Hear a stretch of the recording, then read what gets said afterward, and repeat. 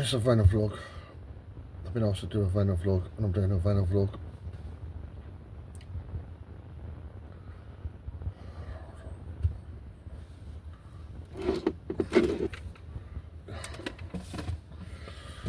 Oh, fucking, oh boy, oh boy.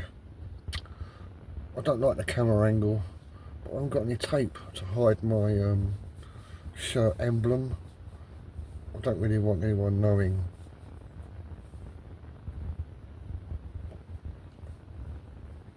who I work for. I left my tape at home.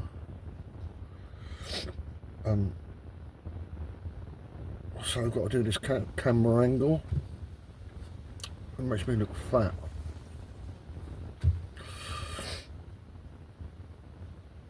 I am fat, but you can angle the camera so you don't look fat. I guess I'll just live with it.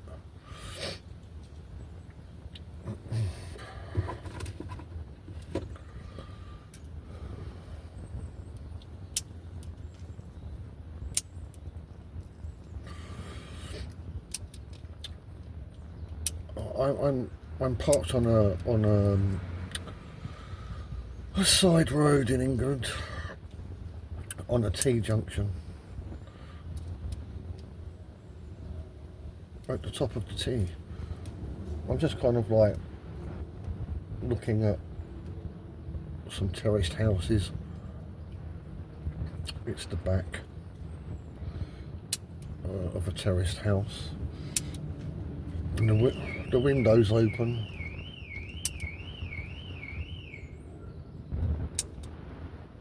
There's no one there that I can see, but you know, that could be, I mean, I'm in London, it could be any house, any window. I just happen to be here. I noticed that particular window, and I'm thinking, like, who lives there? I got an inkling it's a woman. I don't know why.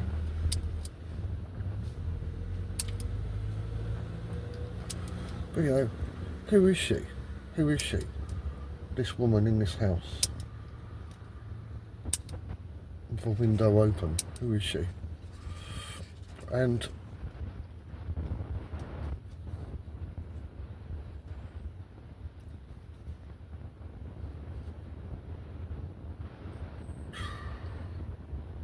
I mean, she's just everybody, isn't she? She's just one of millions.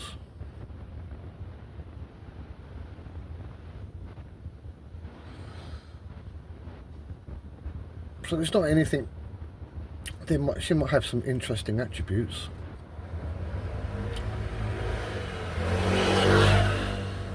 She might have big tits. She might be an artist.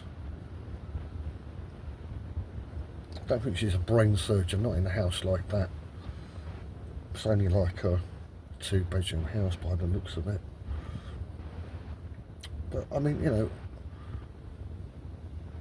I mean, it's just, you know, in her world, you know, she might think that she's important. She might think, you know, oh, you know, my opinion counts on things. And,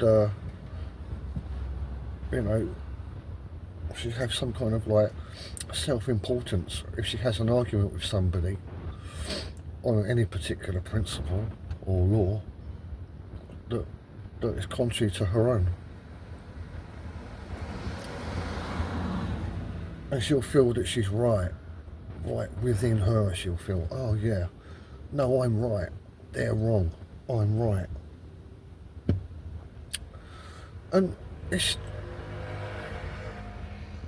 like, yeah, okay, you know, I can relate to that. I'm sure you can relate to that. You know, you kind of like think, oh, you know, no, I'm right about this, and I'm right about that, or blah blah blah blah blah, or maybe I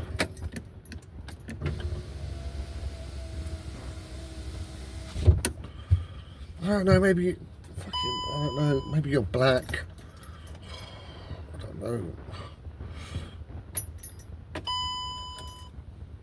you know, whatever, I don't know, it just doesn't matter. Of all the different possibilities that characterise a human being,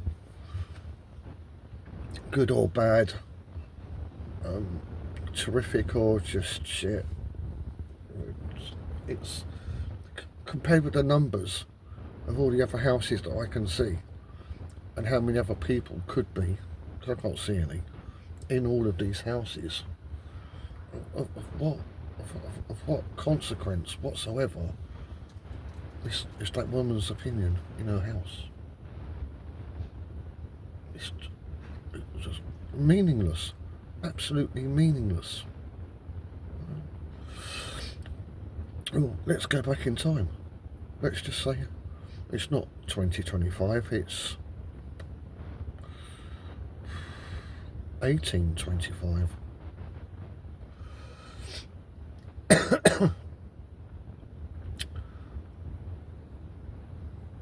Same situation, same scenario.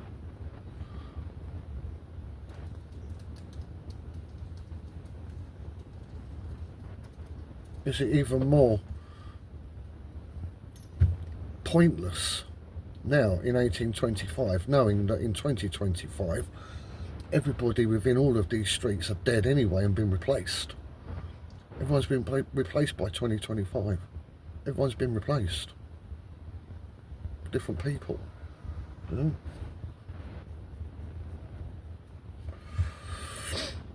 Do you ever wonder why people didn't write diaries in the 1800s?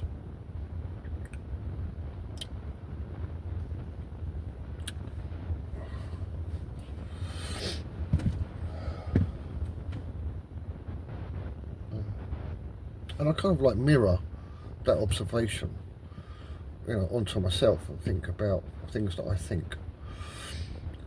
You know, my achievements, my wonders, my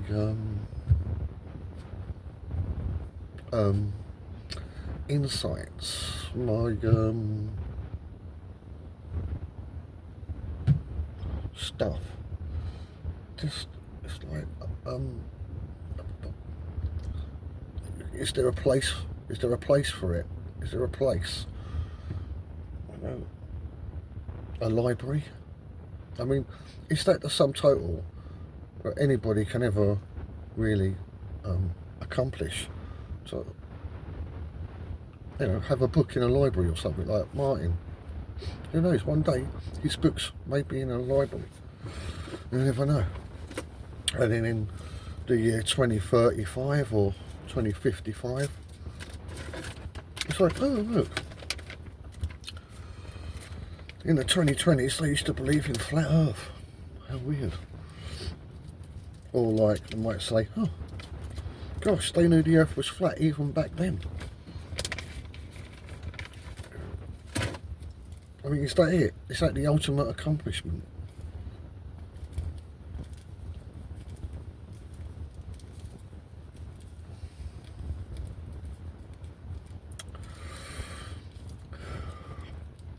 And I just kind of find myself amongst all this. It's like a fucking, I don't know, saucepan full of soup. Just fucking bubbling away. Dehydrating and then getting topped back up with fresh soup.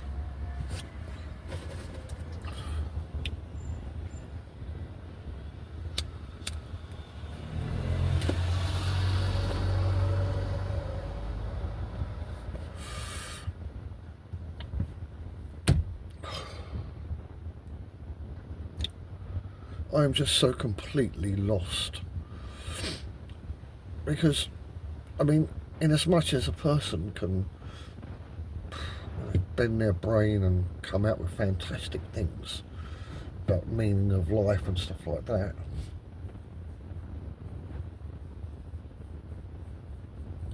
I also know that it's all bollocks on top of it anyway. You know, it's all incomplete. I mean, if you pick, I don't know, just science, no, yeah, science as a subject, I don't know, you get someone that works for 60 years as a scientist, doing some science stuff, and then they're dead. Or maybe not. Or maybe they are, because they'd be 80 and they started when they were 20. Maybe they're dead. Maybe they're near dead by the time they stop doing it. Then someone else has come along and they haven't fucking got 60 years of experience. They know fuck all. All they got are reports of the person that was before that wrote reports. But we all know, when you read instruction manuals about how to construct a piece of furniture from fucking IKEA, it just doesn't fucking work. You have to improvise.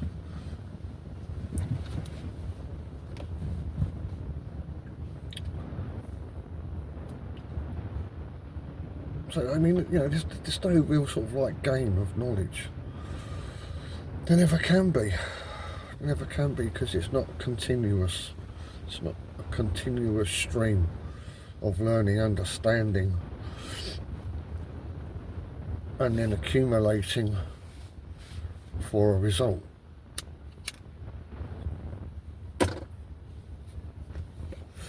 It's impossible.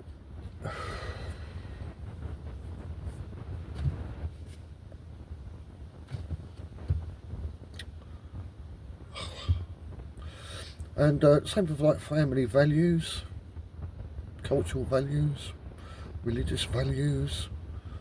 I mean, I understand all of these things, and they, for the time that we live, they have some kind of, I don't know what. I don't know, nice feelings? I mean, I don't know.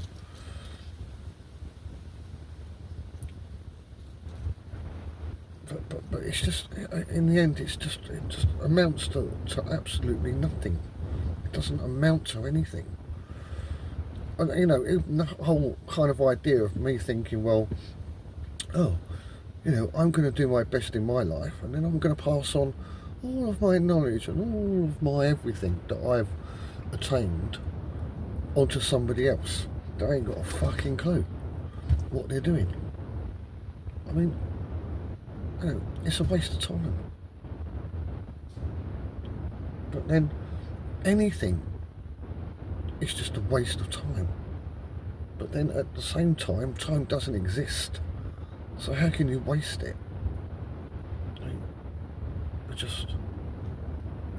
I have no point of reference, no kind of like, well, things should be like this because, and then I just got a question mark, because nothing escapes the ultimate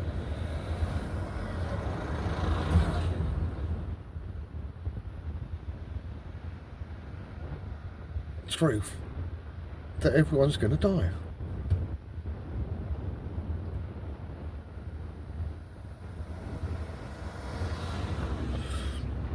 I mean, from my employer's perspective, I do his work. He doesn't have to work. He pays me. And so I do his work. So long as I am alive, I have a purpose and a value to him. But then, if I died, he might think, oh, well, that's a shame, because he was quite good at his job. Now I've got to employ somebody else, and they won't be as good because they're only a third his age. But get over it. But apart from something like that, I can't justify any reason for doing anything at all. At all, I just can't. And because of that, I just don't know where I stand. I don't know where I stand in life.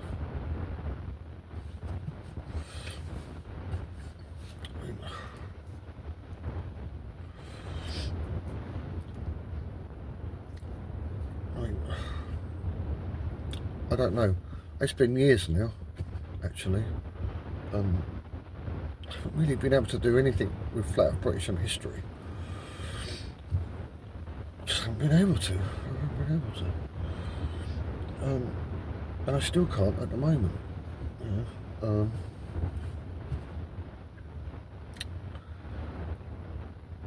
But there's a lot there, and there's a lot more I can find out.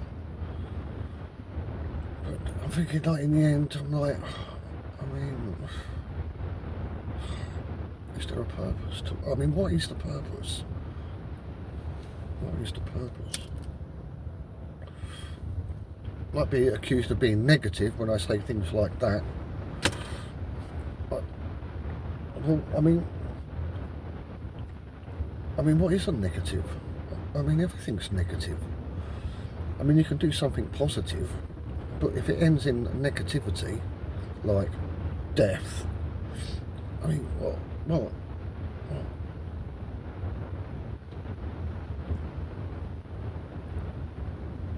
But I'm still here. I'm still here. I'm still doing a job. I'm still being, you know, playing my part as an employee, a husband, a son.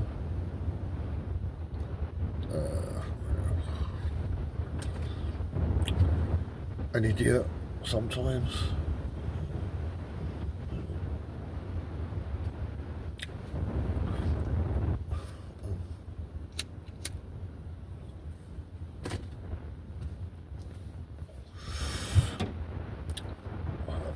So just to prove that I'm not fucking being negative, it's just, I'm just fucking realistic, that's all. I think, well, you know, what befalls me? You know, so what have I got? So, I don't know how long you want to believe the Earth has been here.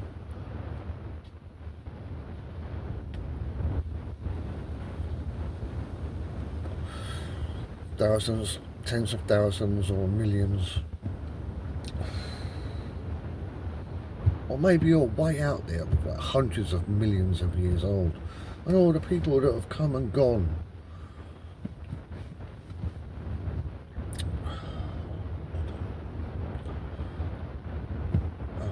Yeah.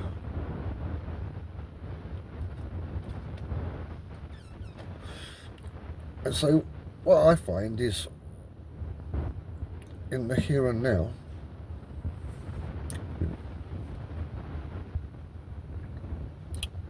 I suppose when I'm driving through like London, central London, and I can see old antiquitech buildings and all the signs of past civilizations and their accomplishments,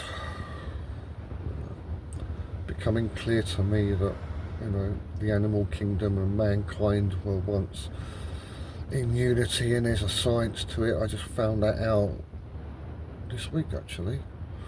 It's pretty cool. I'll do a vlog on it one day. Who knew? It's just a matter of frequency for animals.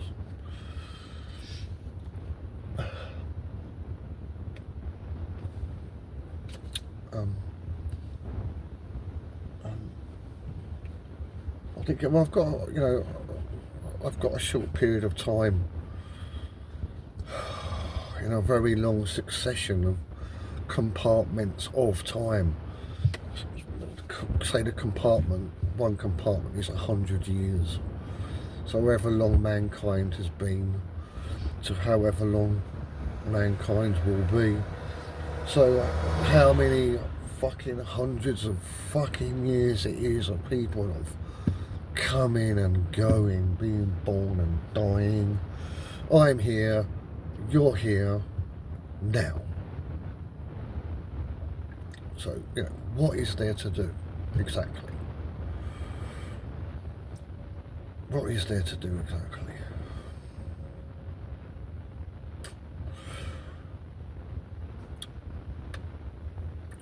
I think we have all of the resources available to us, from all walks and manner of life.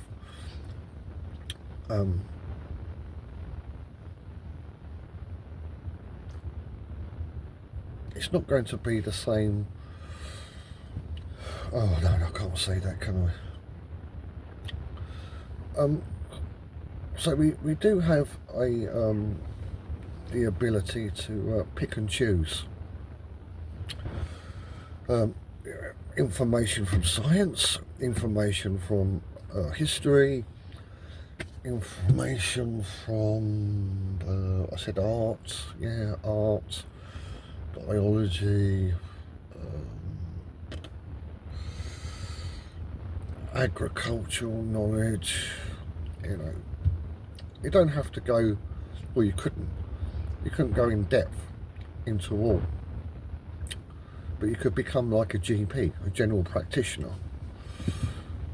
You know, what do they call it? Jack of all trades, master of none. A GP. But not a doctor, just a GP. Just be a GP. You know, why not? Why not? And you know, live your own life the way that you want it to be. Because you know, the biggest block we all have is other people's opinions.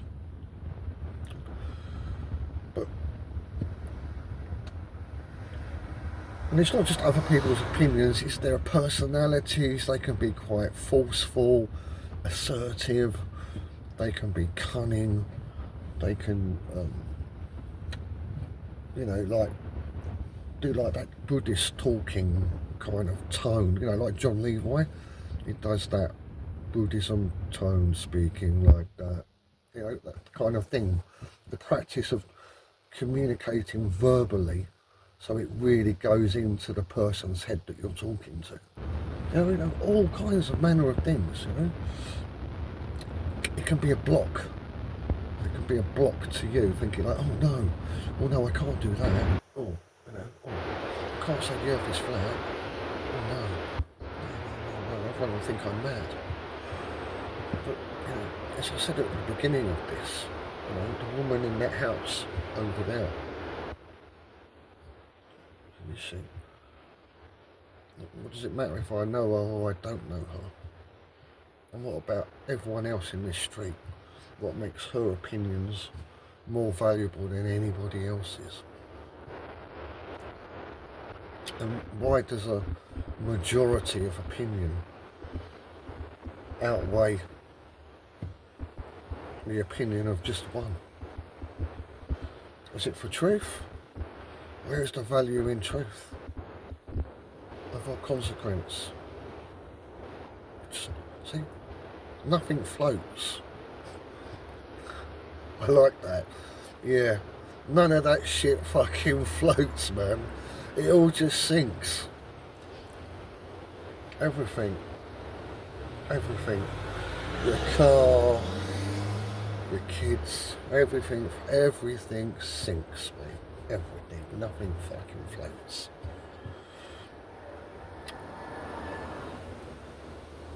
And for me personally, you know, I have known this for a few years now, and you know, through that kind of mindset and eyes, you know, I spend every day interacting with human beings, you know, travelling here and there, watching the TV, you know, and it's all complete and utter madness. I mean, I can see the sense in why people do some things and other people don't. Seem to be loosely based around the expectation that most people think they'll live to about 80, but there could be something that would actually eliminate them by the time they're 30.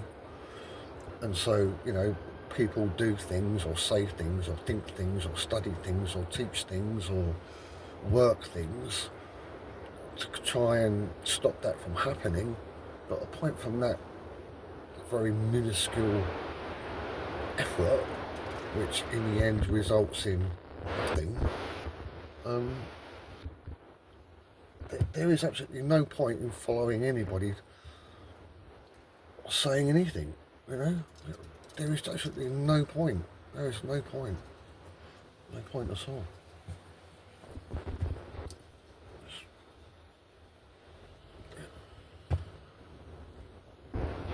I mean, I am just,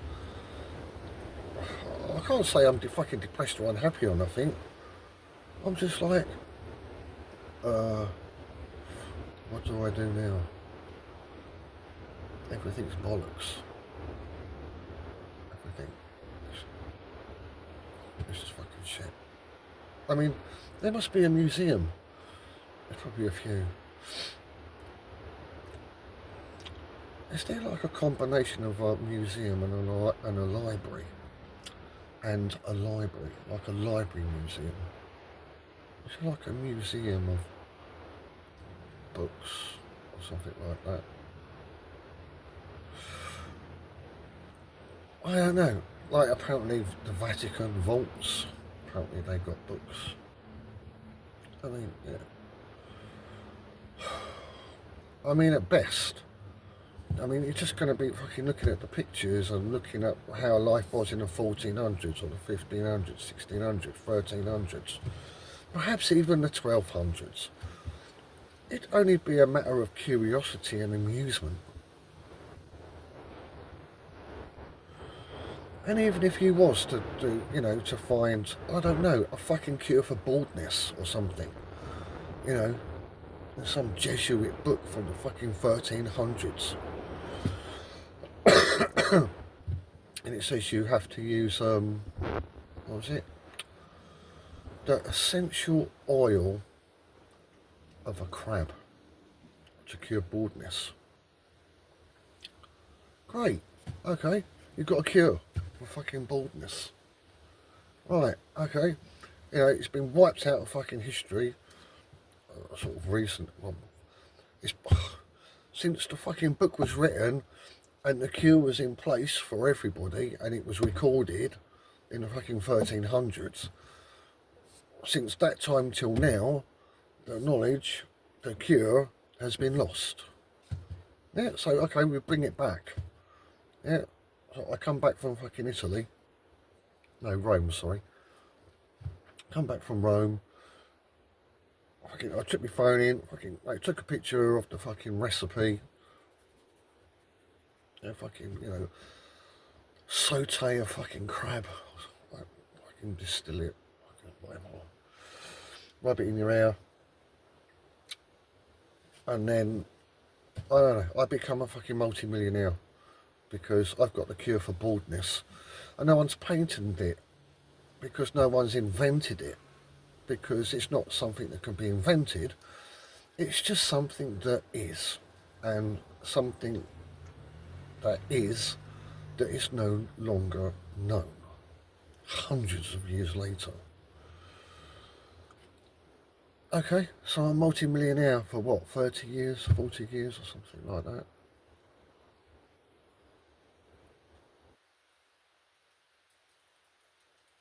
In 200 years, let's just say the cure is still circulating the earth. Circulating? Still circulating across flat earth. I mean, yeah, people are going to be born and they'll never go bald. They'll never go bald. You know, because they broke down fucking essential oil from a crab and found out the fucking DNA or whatever in it. And then, you know, when you're a fucking egg in a womb, you just get fucking injected with it. And then you just, you know, and it's just normal life. Normal life.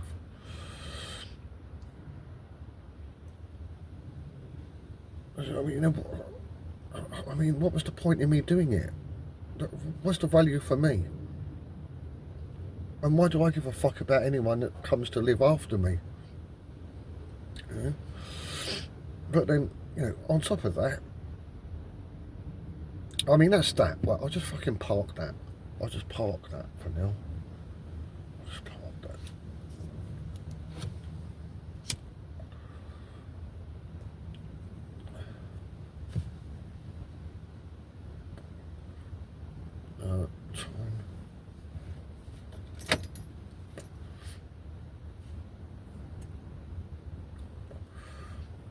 Is that right though? Is that right?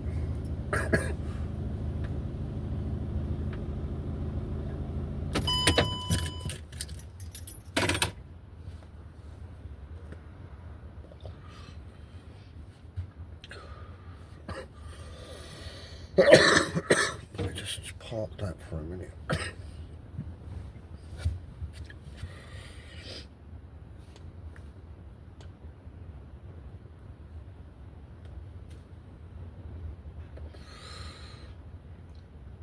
I think I mentioned this before, but I'll say it again. Nothing's truly a sin after all, is it?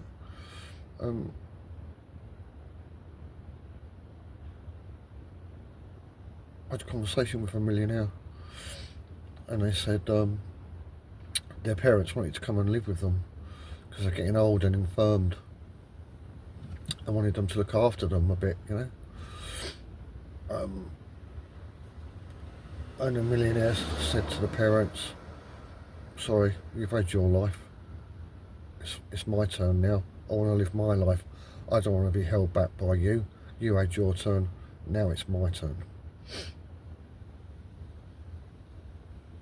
And my jaw dropped. I was like, because, I mean, you know, that's like against every principle that I have in regards to, you know, that kind of thing. But on reflection, I'm kind of like, well, who's right? You know, is the millionaire right? You only get one life, so live it, you know. Or is it me saying like, oh, of course you can come and live with me. Yeah, I'll look after you till you die. Yeah, I might lose my life, some of my life. In doing so, I lose my personal freedoms. You know, I won't be able to go on holiday and leave you. I don't go on holidays anyway, but hypothetically I may be able to. Had, of, could, have.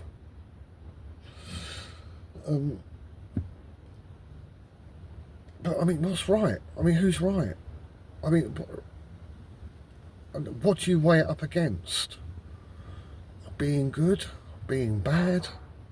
I mean, you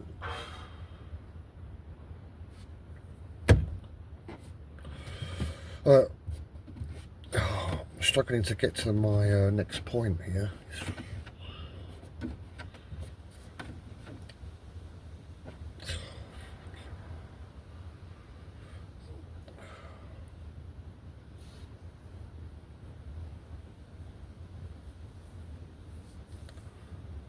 I didn't really want to do this vlog.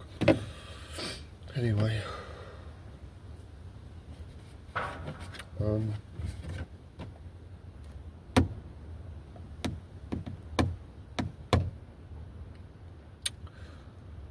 Apart from all this,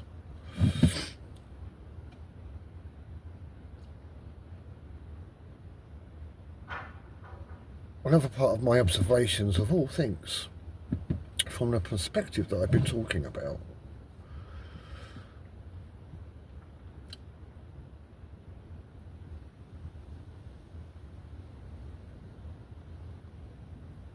and the manner by which all information that is available is curtailed, cut in half again, and then given to everybody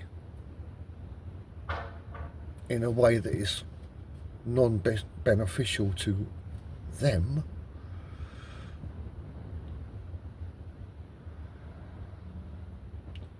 leads me to the source of that limited information. A point, a giver, some place, thing, point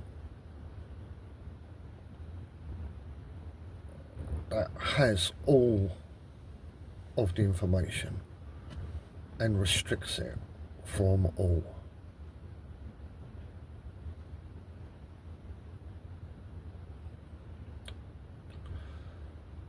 and the information given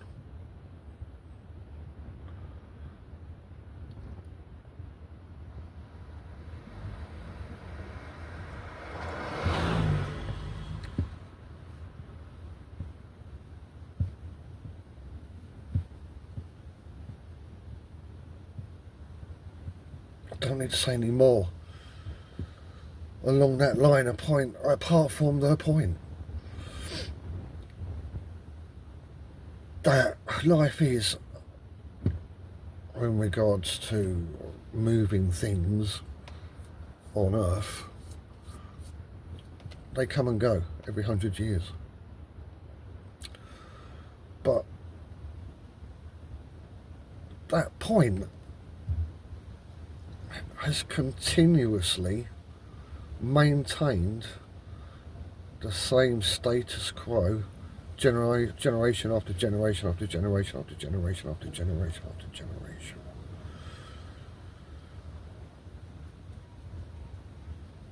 And it's been consistent, which tells me that that point, place, thing, whatever it is that's doing this, is not subject to time.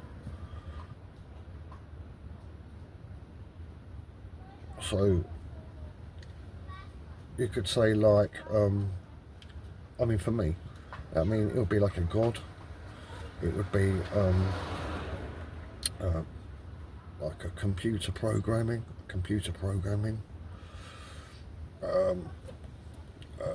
some kind of thing that is not subject to decay. And finally, something that I would consider to be evil.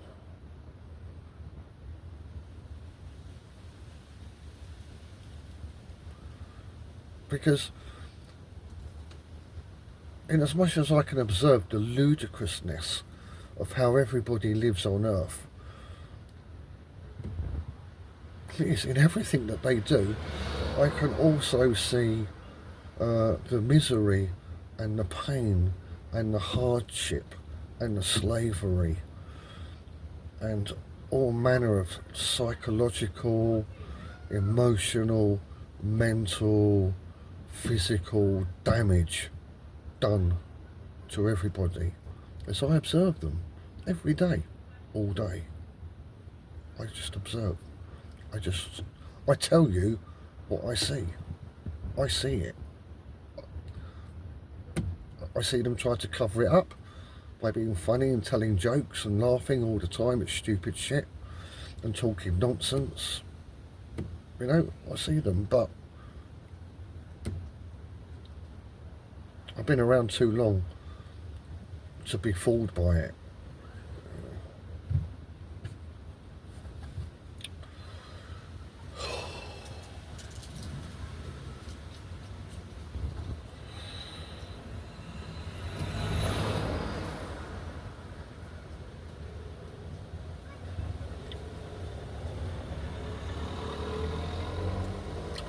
And of course the diminishment.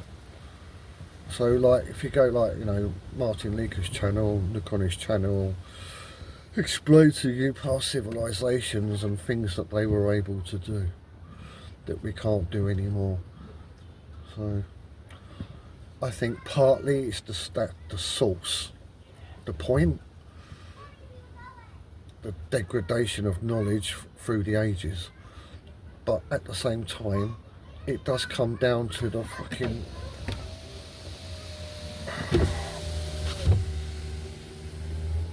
short lifespan of people in general.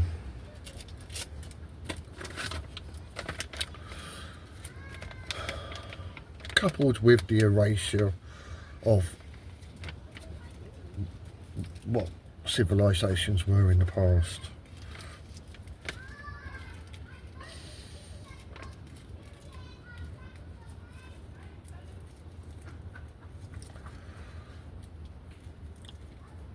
And so, you know, taking it all into consideration, and I was just kind of like concluding But basically, you've only got one life.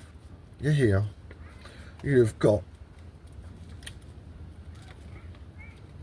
a phenomenal amount of access points from all things, you know. You've got a computer, you've got the internet, you can find out absolutely anything.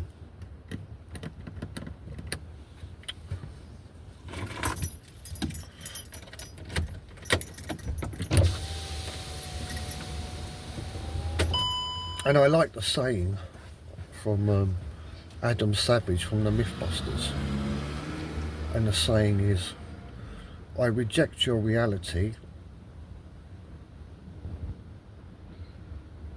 and sacrifice it for one of my own. Is that it? I reject your reality and sacrifice it for my own. I'm sure that's it. Something like that, anyway. I substitute it for my own. I reject your reality and I subject it for my own reality.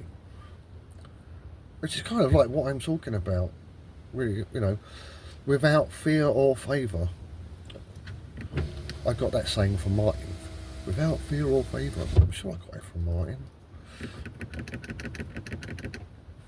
Yeah. That is the only course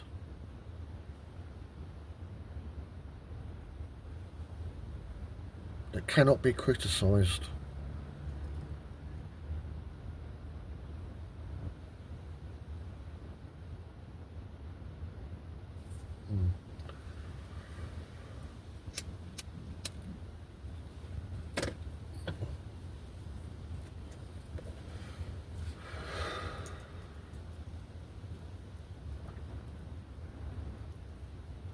It's a justification of your own life. By my observance of a person, from my perspective. If I met somebody and they said, well, yeah, I just reject the reality that I've been fed all my life and I've substituted it for one of my own. I've looked into biology to some degree, because I wanted to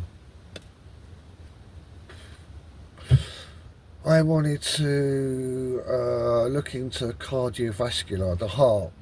I wanted to know what the chambers look like inside a heart. And then I went into church architecture, and I wanted to see if there was any comparisons between the human heart and the alcoves in the human heart and alcoves in a cathedral. And then I looked into mollusks, which I believe are like slugs with fucking shells. I looked into that, and then I looked into fucking turbine machinery and wind and blah blah blah blah blah. And then I wanted to see if that would make any comparison with fucking hearts and churches, and on and on and on and on and on. You know, until you find your own truth. It's pretty much what I'm saying. To observe somebody like that, I'd say, well, you know, given the circumstances, I think you've made the best of a fucking bad situation. I hope it works out for you.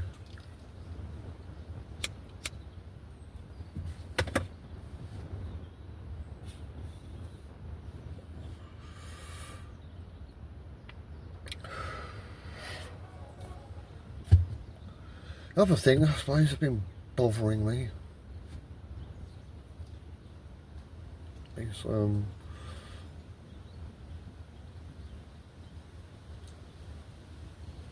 only awake for 18 hours in 24 every day. So like, 19, 20, 21, 22, 23, 24. Oh fuck it, I'm shit with maths.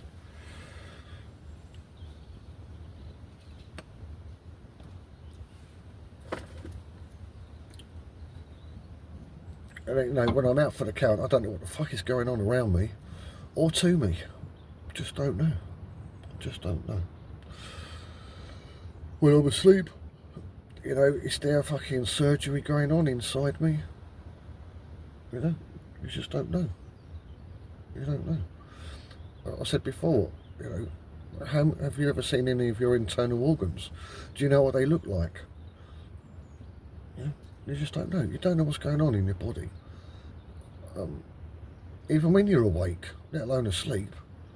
But, I mean, you know, just that. Just one example. When I'm asleep every fucking day. And I don't know what's going on. You know? And I'm kind of like, well, that's a bit of a fucking waste of time, isn't it? Having to go to sleep.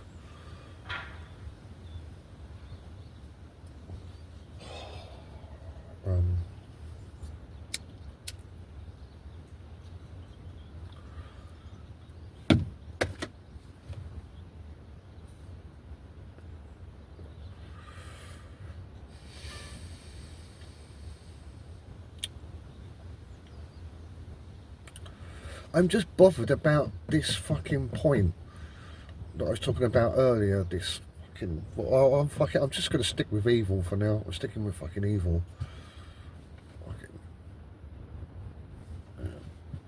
Oh God, whatever. No, I'm just sticking with that. It's a fucking long-term thing. It survives every generation of humankind, civilization, survives it all. Retains their accomplishments, hides them from the next generation, so on and so forth. For however long.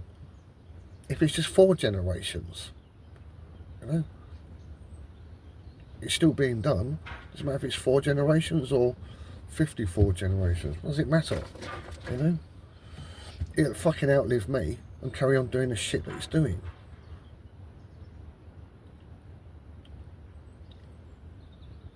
That's just an inescapable fucking reality to me, in as much as that woman over there in their house and everybody else in this street. That is just as fucking real to me.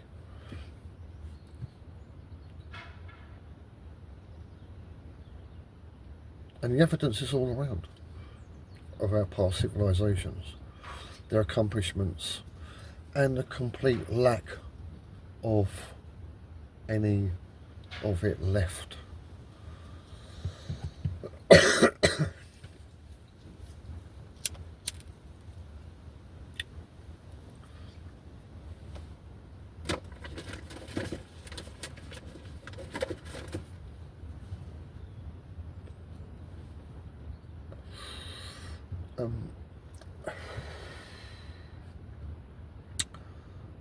That pretty much sums it up, really, for me at the moment. From the, you know, the physical world.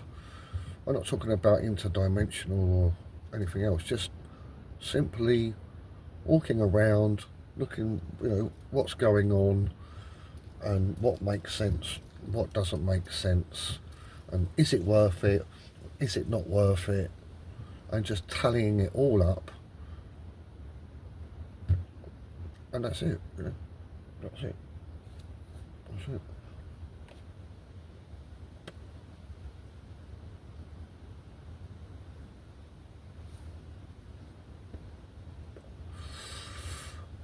Yeah, so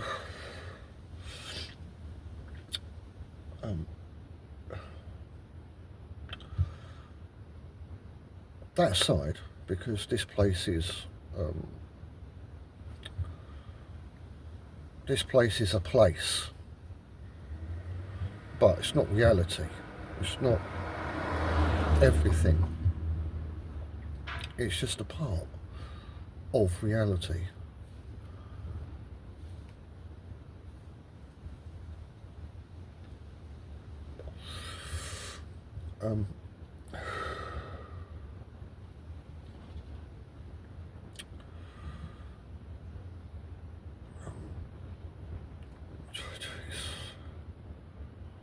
So, I think of an example.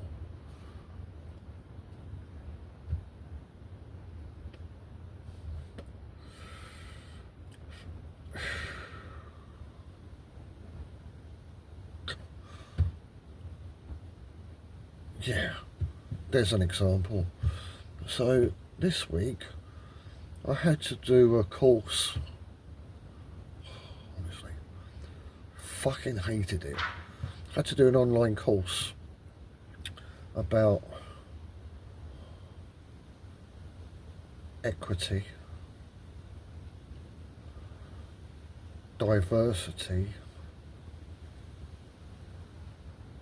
and inclusion. And so basically it was just saying that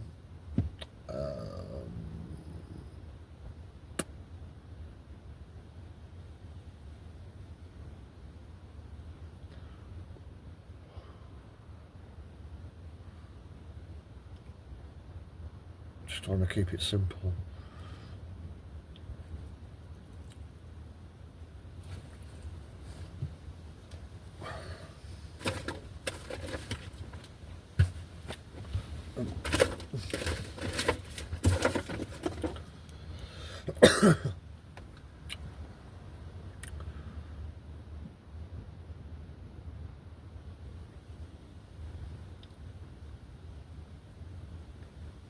So in a company or a business,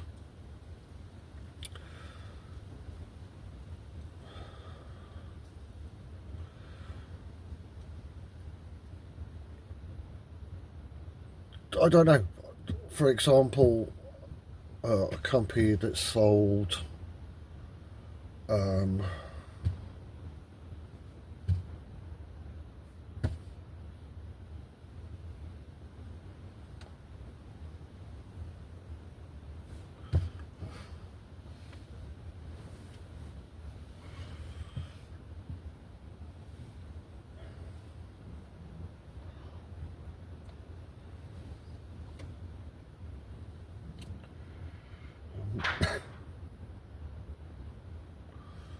cars.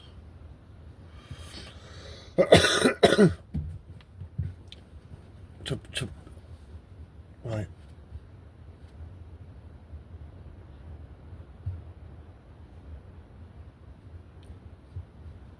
They are bound by principles such as thermodynamics, mechanics, combustion, electricity, things that constitute the makeup of a car.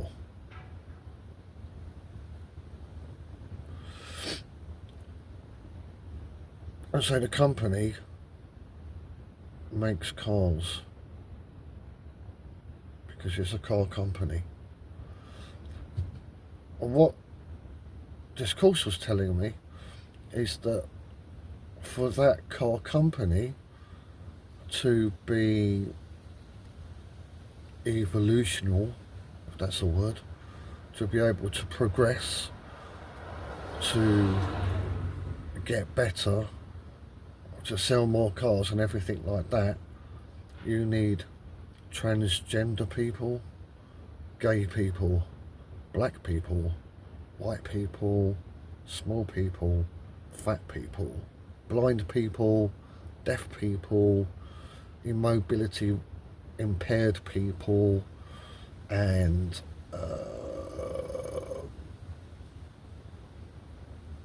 Russians. And they're saying because you've got such a diversity of different people who are completely different, their perspective on the business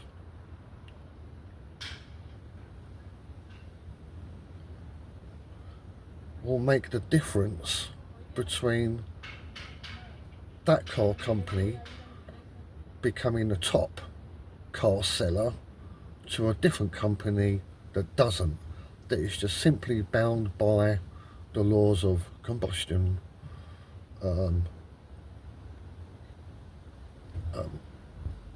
culturalism, and electricity, etc., etc., etc. So the point I'm trying to make is that what it highlights to me, in life, you're always told you've got this and you've got that.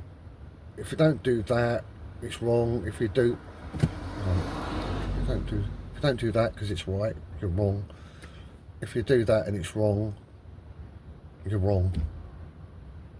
And if you need to get them to be working together, it's not possible because that's right and that's wrong. Or that's a car and that's a fucking motorbike. It's not a car. It's just, you know, it's not bang bang.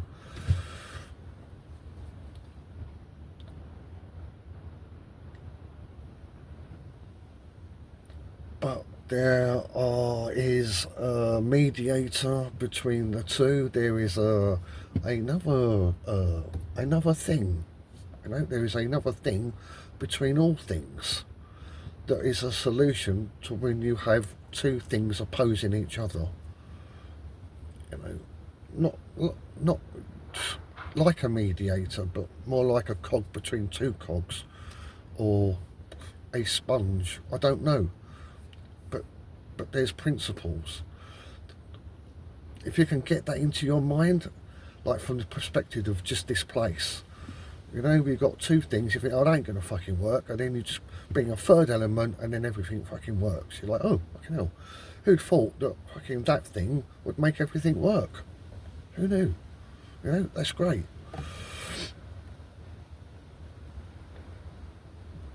This reality is part of a greater reality which has other dimensions, which aren't exactly places like this. This is most definitely a place.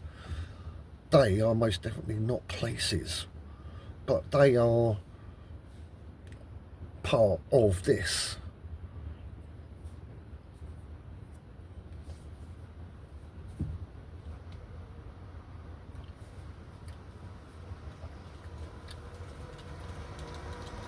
And so while the status quo is continuing all the time, just from, you know, this world and nothing else, and that evil thing is doing what it's doing, there's no way out. But you have to be out. You have to be out. You have to be out. You have to be out of it, you know, to find an effect that the other thing will have on this place, and that will stop what's going on here. But you've got to get to that. You've got to get to to one of the other things, any of them, you know, any of them.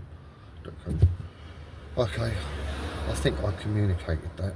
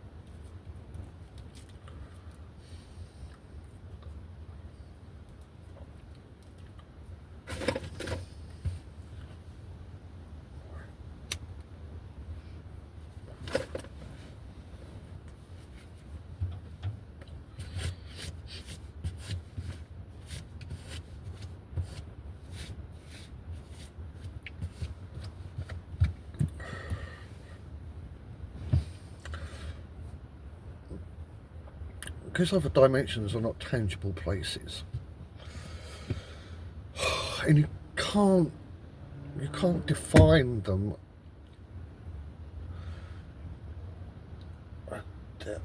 They're influential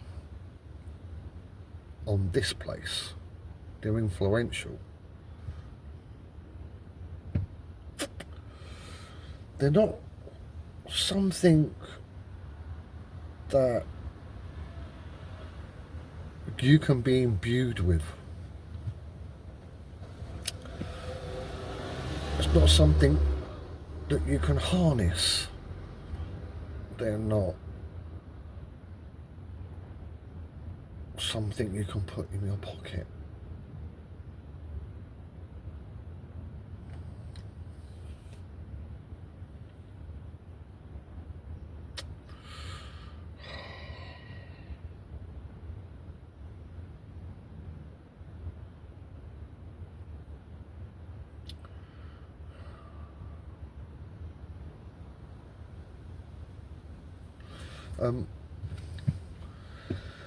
Do I like that fucking picture? Do I like that picture? Can I use that picture?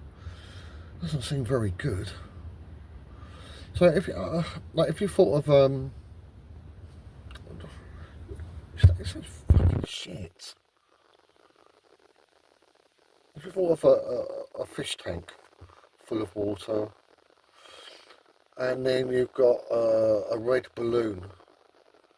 It's blown up, and it's kind of like sticking in the water below the surface in the tank.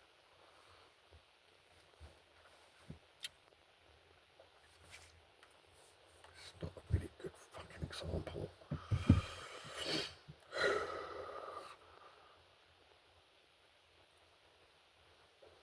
This place is like the balloon, and the rest of the universe is fucking water in the tank, and the tank, if you like.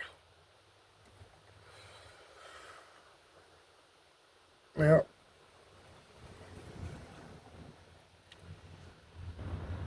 you can deflate the balloon. When you deflate the balloon,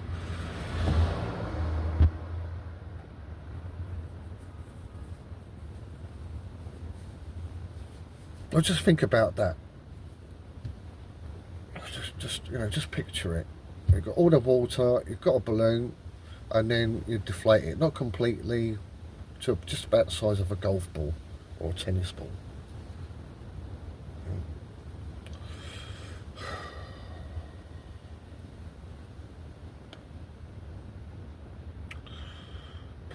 So like,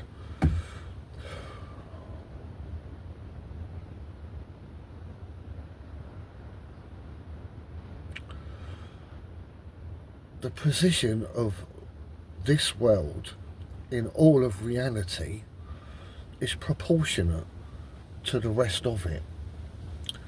And by diminishing, I suppose,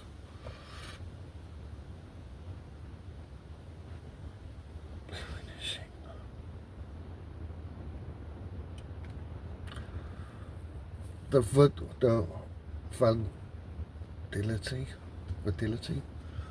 hold on, value, no, validate, validity, oh, by diminishing the fucking validity of this place, if you want, it makes room for the influence of everything that is outside of this place. You get an influence. An influence happens on here. And on a practical level, I found, I mean, I was just doing this as just part of my fucking journey, and it's only sort of like, you know, recently that I realised what I was doing. So, because I don't hold any value to anything, really, anymore, and, you know, so if someone talks to me and they say like, oh, fucking, the earth is black, I'm like, sure, whatever, whatever. You know, I'm not at all in any way interacting with it. I'm not feeding it or whatever it is, stabilising it, giving it existence by giving it my attention. Well, people come out with lots of different phrases about, you know, be careful what you give your attention to. You know, don't think too much about one thing. Don't get involved about, like, you know, always step back from something before you judge it, or blah blah blah blah blah blah blah blah blah.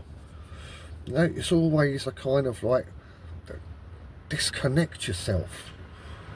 Disconnect yourself.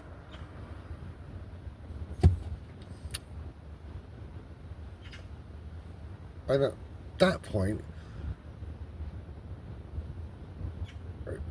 it's the other dimensions that just has its influence. Just, you know, just has its influence.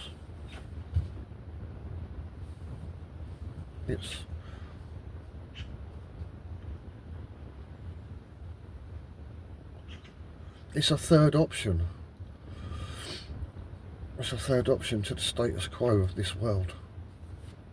The only way to get it in is to be like me, really. You know, just say, like, well, at the end of the day, yeah, everything is pretty much a waste of time. Even though people think that it's valuable and everything, you know, at the end of the day, it isn't. You know, and I need to face up to that reality and think about myself. And, you know, maybe I can think about other people as well by not, what's that word? Nurturing them with all of the lies and deceit and pointless pursuits and hopes and dreams and of everything. So not, there's another word, not participate. Actively fucking help somebody to do something wrong. You know? If you actively do not, other things happen, you know?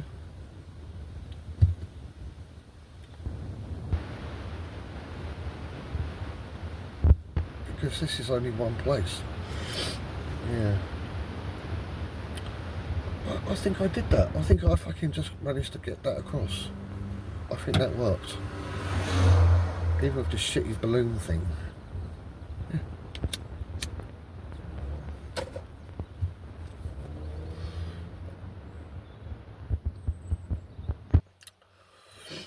And so, although this is more of a kind of a hope,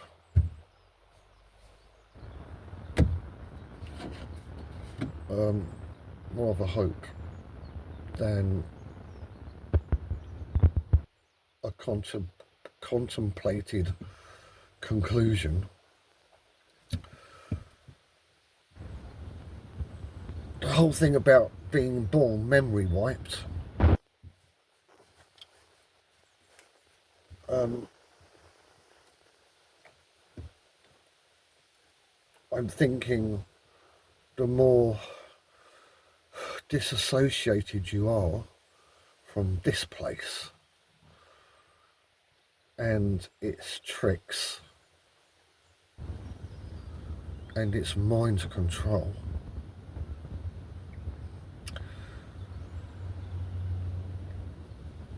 that when you do die, the job will be incomplete of getting you to the stage at which, at the point of death, you will be completely erased by the time you come back.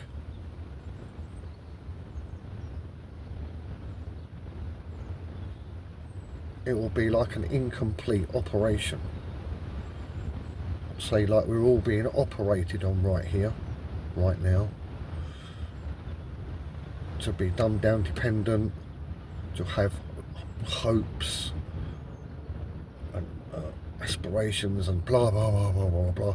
And you get to the point of death and you can't cope because everything turns out to just be fucking, you're on your own, you're fucked, that's it, everything's gone, everything you did counts for nothing, you're going to die. And I think at the point of death most people realise that, and they're ready for a fucking memory wipe. They're ready for it, you know. One, they're thinking like, how can I possibly do this all over again? I couldn't possibly do this all over again. I don't want to come back. If I have to come back, I don't want to remember anything. I want it to be as if I'm a newborn baby, knowing nothing, being taught how to fucking swallow and breathe simultaneously or proportionately. Yeah?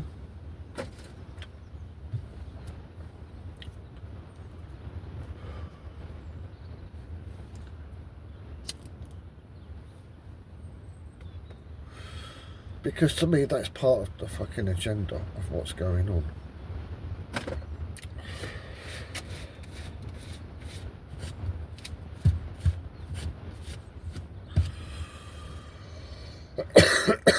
And I do think, I don't think, I do believe, because that's all I can say, that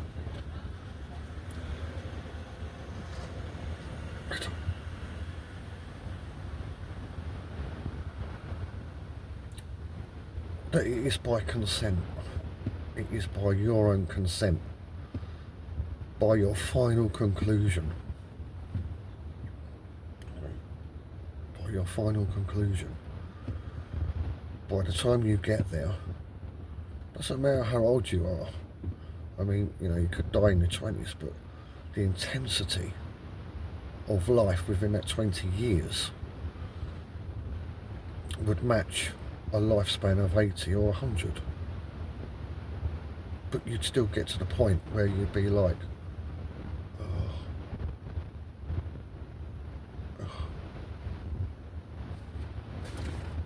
never again. Never, never again.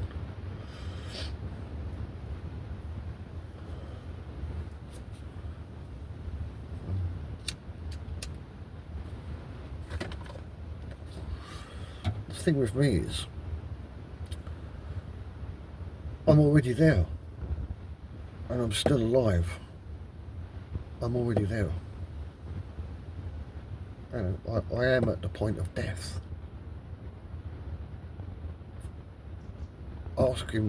Being asked, or asking myself, do I want to come back? Do I want to carry on living until I'm 80 or 100? You know, do I want that? The answer for me is no, I don't. Really? No. It's fucking shit here. You know? I mean, you might be listening to this vlog, watching this vlog, you're a millionaire. Or, you know, you're in a family and it's all lovey-dovey or whatever, or fucking you're unemployed, always have been, and live life on your own terms. I mean, oh shit, I lost it then.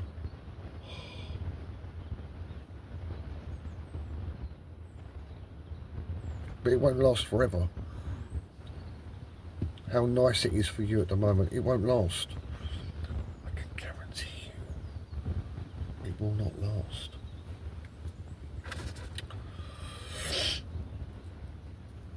It'll be worse. It'll be worse for you. I remember I worked with someone.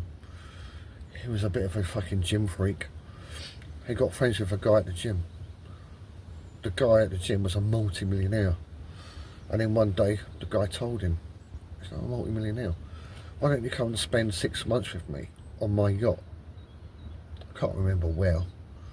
On my yacht. So he said, yeah, why not? He was single. So spent 6 months on that yacht, travelling around. They had servants, waiters on the yacht. Whatever they wanted, it was given to him. Then the guy at the gym just started to lose interest in him, and it all kind of fizzled out. And then he had to go and face back to living a normal life like everybody else does. Having to work, pay your taxes, etc., etc. And he said, I struggled because I knew what life could be. And now I know what it isn't. It's like, I can't do it. I just can't do it. But I had to. And I'm sure, had I, you know, I wasn't fucking flat off British back then. I was a Christian. But then, if I had the fucking presence of mind to ask him, to say, do you wish that you'd never gone on that fucking 6-month trip with him? I swear he would have said, yeah, I wish I'd never gone. It would have been better to not have known. So yeah, if you're rich and everything like that right now, be prepared, it's coming. You wish it never happened. Tell him you. But yeah, everyone gets fucking tarred with the same brush. Rich, poor, young, old, doesn't fucking matter. By the time it comes to your fucking point of death, should have completely convinced you to say, fucking wipe my memory, man. I don't want to remember this. I don't want to remember this. I don't want to come back. If I have to come back, wipe my fucking memory.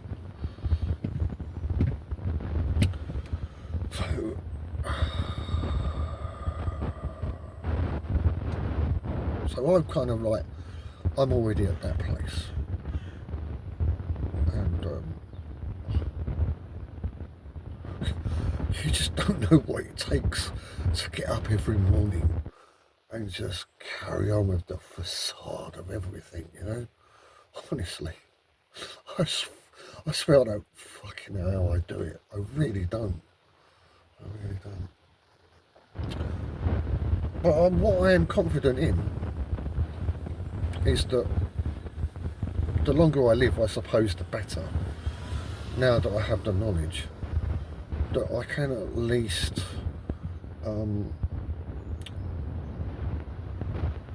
first off, not be fucking convinced to have my memory wiped.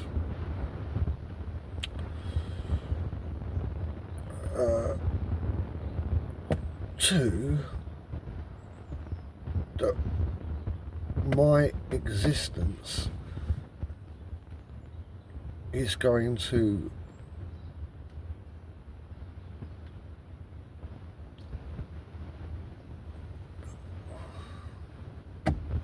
permeate or co-join with the greater universe, with everything outside the greater reality of all things,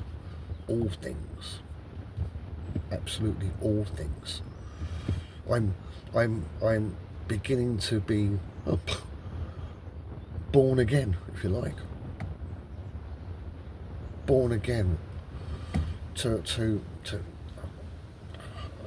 I'm self-molding. I'm substituting I'm substituting bollocks for my own fucking truth. I'm just substituting the bollocks for fucking not bollocks. You know, I don't listen to bollocks anymore. I don't believe bollocks anymore. I don't trust bollocks. I don't love bollocks. I don't have faith in bollocks. I won't put money on bollocks. I won't study bollocks. I just fucking bollocks. And then all that's left is all that's left. You know? And so for me, at the moment, all that's left is I don't want to get up in the fucking morning, but I do. I feel that I have to keep down a job, be a son, husband, an employee, but I'm not. I'm only like 10% committed to all of those things. You know, in my heart, I'm just not. And I'm not going to facilitate them and their demise. I won't. And I spend my life now doing exactly that. And there isn't a lot left. There isn't a lot left to contemplate and think about when you just trash all the shit, you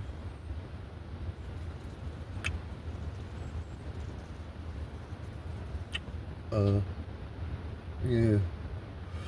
I mean, there's a lot further to go, of course, a lot further to go. But I say that, you know, the last 2 or 3 years been pretty intensive. You know, just kind of like, I mean, can you imagine, like, oh my gosh, my whole world has fallen apart.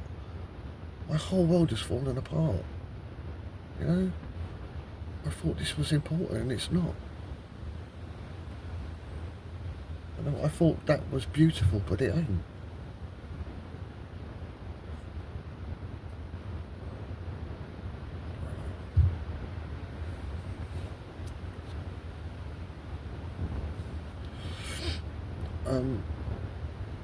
Yeah. I mean, it's peculiar because, you know, I've said for quite a long time about faith and belief. You know, don't fucking fall for it. Don't fall for it. It'll kill you. It'll kill you. And where I find myself now, what was the word? Not faithless. Where I find myself now is, no, I said lost. Sorry, give me a minute. I feel completely lost. Hopelessness. Yes, hopelessness. I've got a sense of hopelessness. Like there's no hope. And of course, for the common man, that is soul destroying. But for me, it's just a normal state of being. You shouldn't have hope. You know? To be in a state of hopelessness is to not be burdened by hope or faith or belief.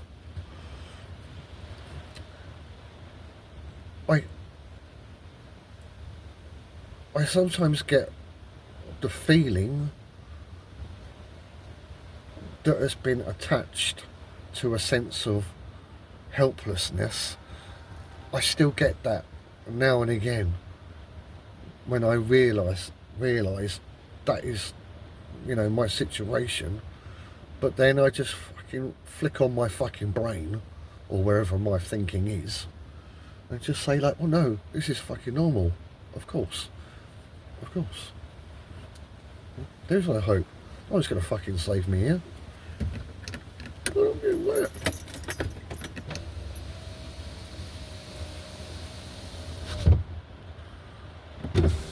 By the way, I do not believe it's raining now. I do not believe I made it rain. I don't believe it.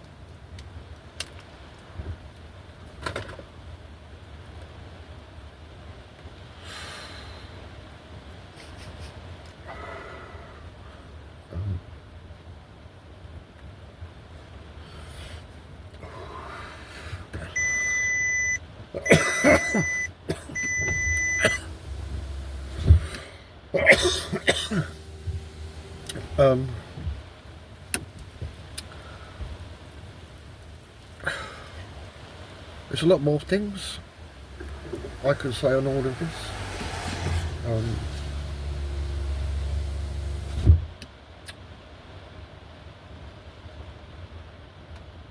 That was weird.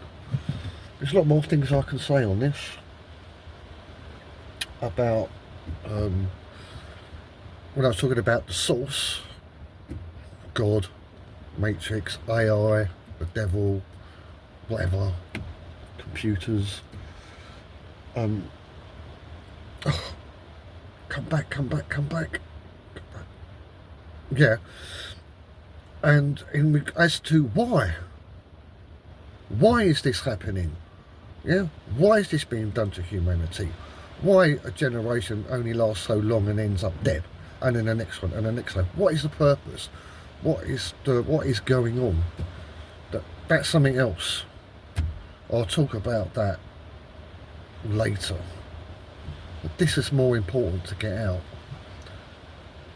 Which is weird because I didn't want to do this fucking VanaVlog anyway.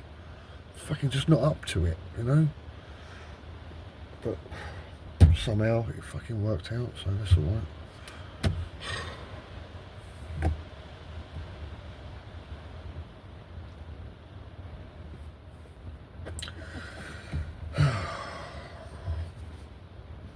It could partly be, you know, part of the same principle that Martin Nick has been talking about last 4 vlogs about find your happy place, be happy, don't get vamped you know, by people sucking your energy and blah blah blah blah blah. You know, create your own kind of bubble. It's that kind of stuff he's talking about, isn't he? It is, in a way, you know, it's kind of similar. It's kind of similar. I mean, I can see the truth in what he says, you know, about this whole thing about being happy and everything. You know, just taking control of your own life. You know, taking control, kind of thing. You know, I can see the principles there. I can see it's. I can see what he's saying.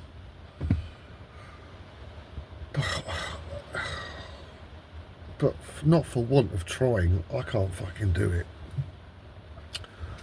You know, I'm kind of, you know, I think like, okay, have I got the fucking energy to be happy? Have I got the energy to be happy? Do I even want to be happy? What is the point in being fucking happy? You know, why can't I just be miserable? Why do I prefer to be miserable than to be happy? You know? Or why would you prefer to be happy instead of miserable?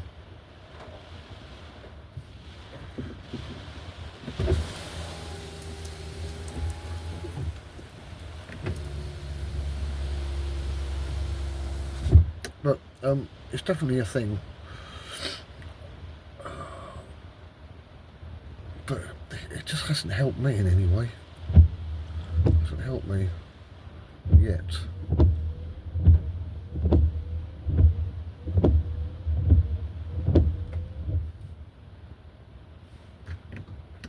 $12.10. Right.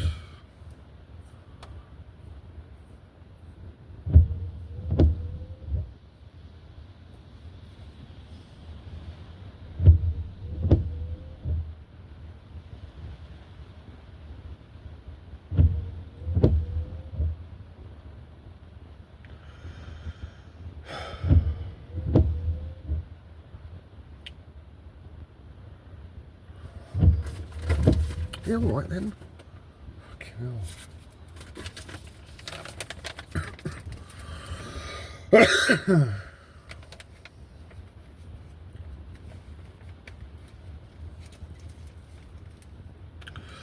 And I have to say, although, you know, I'm saying, you know, things that are really difficult to listen to, maybe frightening.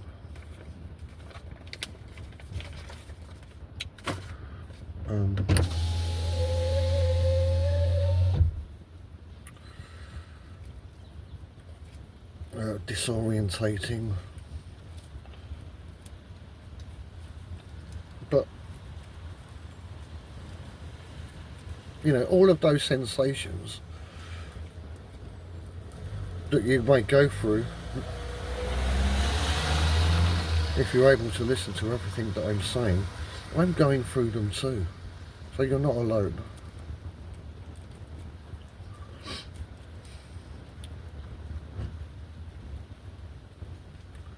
You're not alone.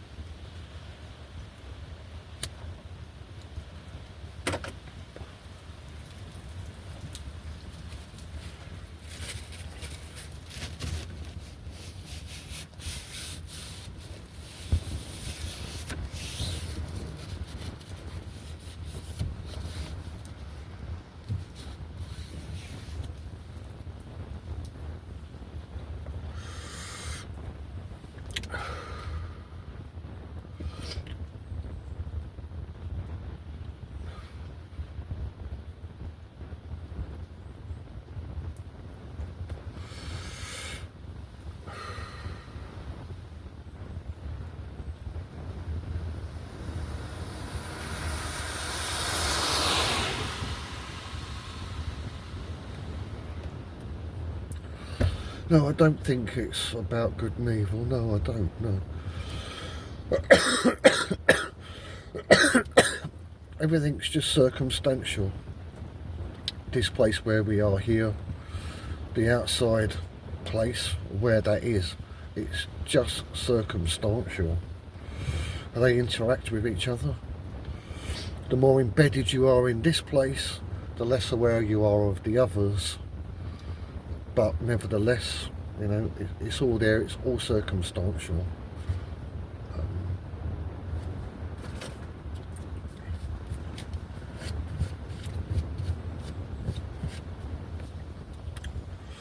I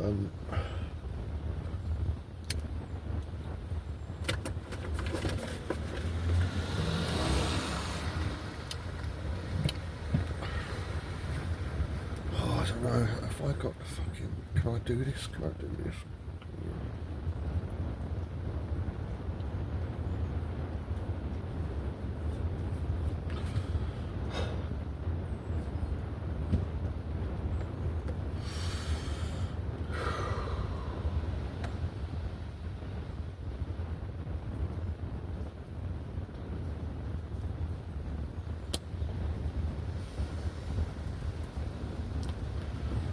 And sometimes I want to say stuff, but I've got so many other considerations that I'm like, oh shit, I can't fucking really say that. Really, oh.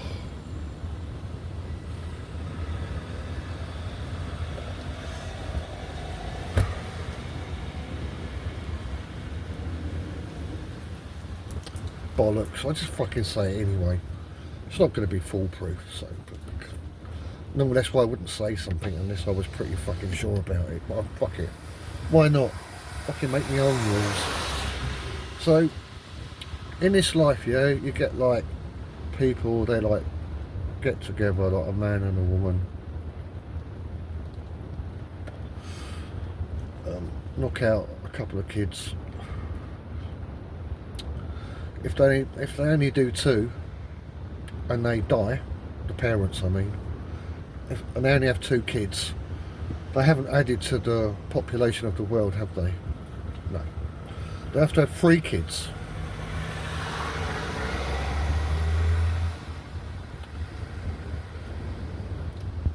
I know on one level that doesn't work.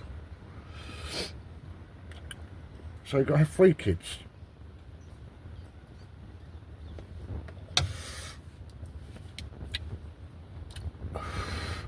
And that's been going on for quite some time, I would have thought.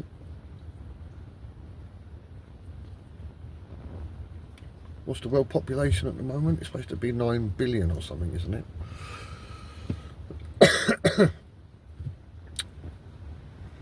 But years and years and years and years and years and years and years and years and years and years ago,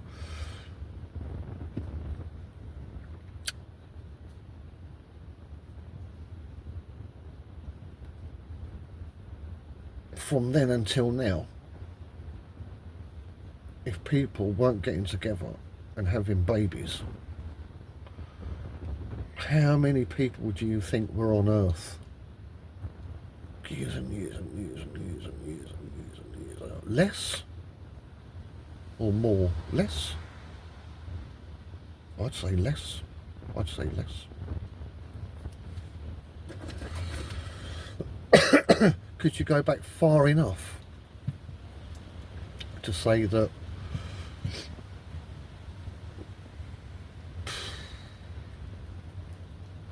there was a point in history where there was only 100 people?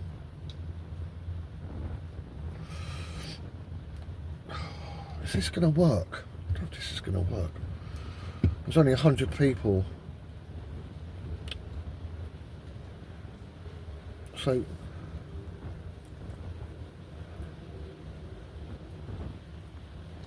fuck it, I'm just going to fucking say it anyway. It's not going to work. I'm sure it's just not going to work. So you've only got 100 people. So 100 people, how long would it take from 0, say like 2 people, a man and a woman, to get to 100 people? How many years would that take? How many generations would that take to get to 100? And then you know, up till that time, up to 100, would there have been house building, church buildings, town halls, public schools, or, you know, I mean, or would they just been kind of like just got on with just living on the earth without everything, you know? Because what I'm trying to get to is, why is it that mankind felt that they needed to get into technology and building, etc, etc, etc? Why wasn't life sufficient enough for them? Why did they want more? I think it's a valid question. Why would you?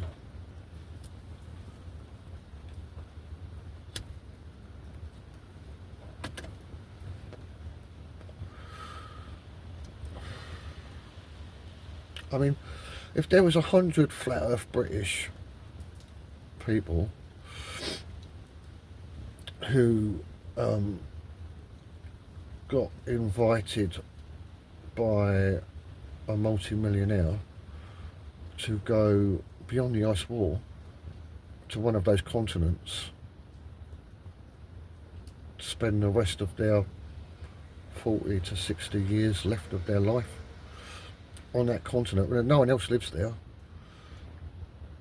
you know, would there be, what would be the reason for them to start developing technology and building structures and stuff like that? I mean, how would you want to live? You know, how would you want to live?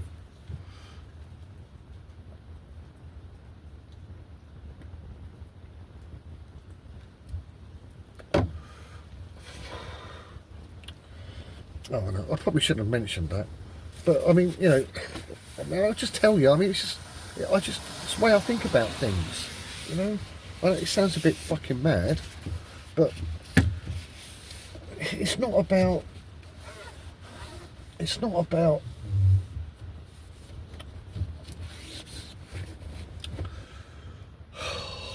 It's not about being absolutely right and getting the absolute truth. It's being able to open your mind to new concepts outside of your brainwashing. You know, even if, you know, the whole thing I was just talking about is just bollocks. You know, it's just another fucking, I don't know.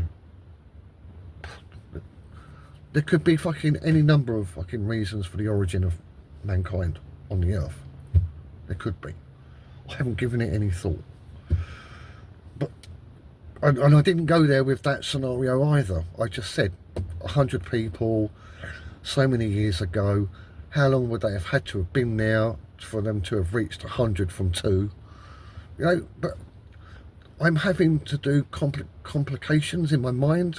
You know, I'm having to work things out. Well, if that's that, then that's that. Then it'd have to be 1, 2, 3, 4, 5, 6. And then why would they want technology? Everything was all okay at that time. You know, did the environment change? And then they thought, oh no, it's raining. Oh, it's never rained before. Oh, I need shelter. You know, just like, you know, just Monday to Friday, 9 till 5. You don't think about things like that because there is no question of anything like that, because the whole world is controlled, manipulated, so you never think outside of the box. So, you know, it's good to give yourself challenges.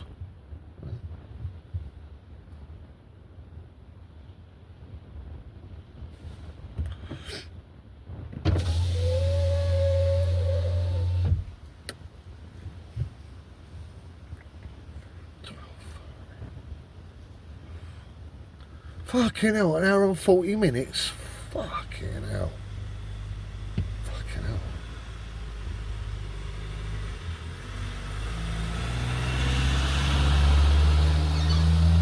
Another thing I've got to tell you guys.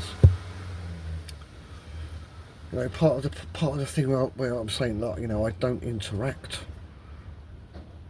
with reaffirming all the bullshit that everyone just goes on about all the time, you know. I don't participate. There's something in between all this that I'm experiencing and I'm doing, but I don't know why yet. I don't know why yet. And it's been about 2-3 weeks now. I'm intentionally not acknowledging people's presence around me.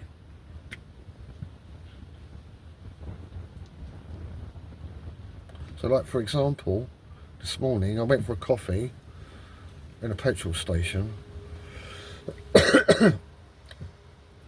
and I'm kind of at the back of the queue, and there's people front end, so everyone I could see is just the back of their fucking head. Yeah. So in that scenario, I'll look around. You know, I look around. But then I kind of noticed a few people, their heads were turning like that. So, like, you know, I just kind of like divert my eyes, but they're still in my peripheral vision. So I know how long they've turned around for before they go back. See, I can see my finger moving right now on the camera. I'm not looking at it, but I can see it in peripheral vision. A couple of people were doing it, you know, and it's like, are they trying to get acknowledgement for their existence? It's like, is that what they're doing? Is that why they're looking around? Why are they looking around? They were looking at people. They weren't looking at things. They weren't looking at things. They were looking at people. Just looking at people. Like that, like that. Yeah? Happens all the time. Happens all the time. Or if I'm in my van and then someone's walking up. Any other day, you know, I'd watch them up to about, I don't know, 4 meters, and then I'd turn away, because then, you know, they might think like, what's he fucking looking at? You know? But now, fucking 15 meters away, I see someone come in. Well, I just like shut them off. Shut them off. I don't look. Nothing like that. Sometimes I do, sometimes I don't. I'm just experimenting. I'm not sure what's going on, but it's a thing. It's a thing. And along with that, another thing is in when I'm like just communicating with people and stuff like that, whatever. They forget things. They forget things they've done. They forget things they've said. You know, so they might be having a conversation, telling me something about something, and I'll say, yeah, but you don't believe that because you said blah blah blah blah blah blah blah. I said, no, I didn't. I said, yeah. We were here. We went to that, and that person was there, and then because they did that, you said blah blah blah blah blah. So I remember it distinctively that you fucking said it. I was there. You said it. They look at me like, well, I don't remember. And so that's become more frequent since I've disengaged from all the bullshit with people generally. And so I'm actually more focused on people, on their actions and what they do, rather than as into the reasons and the justifications for why they're doing what they're doing, you know. Like, so for example, I might be looking at a house right now and you've got an expensive car outside, so my thought is, oh, I bet he's a businessman, oh, you know, I bet he's fucking selfish. How many people did he trample on to get that amount of money? Or, you know, or anything, you know. I'm just thinking about that person, what was in their head, what they doing the whole conflict thing. Are they right? Am I wrong?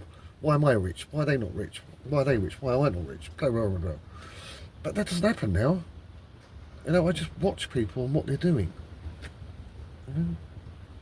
Somebody like comes out to go and empty the bin. You know, I'm just watching them. How fast they're doing it, how slow they're doing it. Do they look happy? Do they look sad? And they're kind of like moments when people aren't aware that they're being watched. But something's going on. Something is going on about this. It's something about death. Something about coming back. And it's something that I have to remember other people's existence for when they come back. Because you've got two kind of resets, right? I've said it years ago, but it's gone with my channel years ago. I said years ago. You've got two kinds of resets. You've got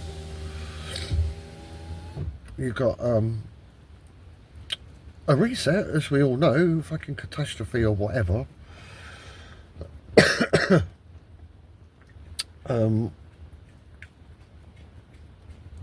You've got the reset of individual souls coming back here under a different name. You know, that's one kind of reset. Okay, that's what is resetting or remoulding or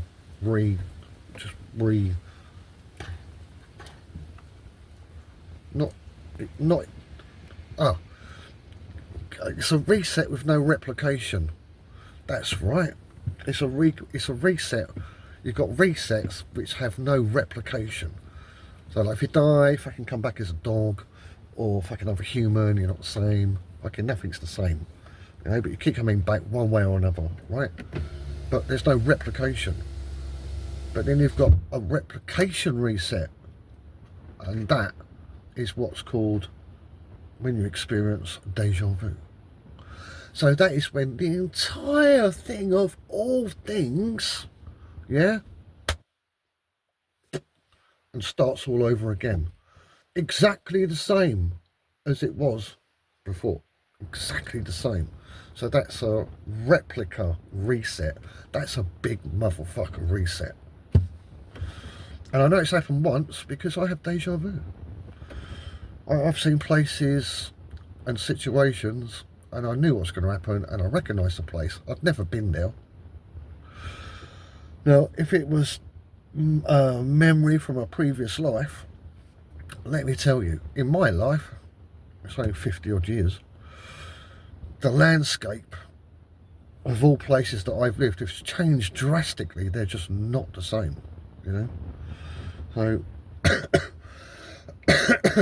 for me to have deja vu today, yeah, on places that I'm in now, and let's say I spent 100 years unreincarnated, and I lived for 100 years before I was reincarnated. That's 200 years. How is it possible for me to recognise anything? I mean, even fucking technology, for goodness sake. You know? It's just not possible. Nothing can possibly be the same because everything is continuously changing. So people that don't know what I know would say deja vu is bullshit. You just say, oh, it's a delay in your brain, we're blinking. That's all they got. That's their only answer. But deja vu tells you that we have gone through at least one what did I say? Reset replication. Why do I tell you that? Is that relevant? I know it's to do with, yes. So I think it's something to do with like having to hold to memory my interactions with people that I'm with, or acknowledging that someone is there or not. And just somebody walking down the road. It's as if I don't look at them or acknowledge them, recognise them, it's like they won't come back.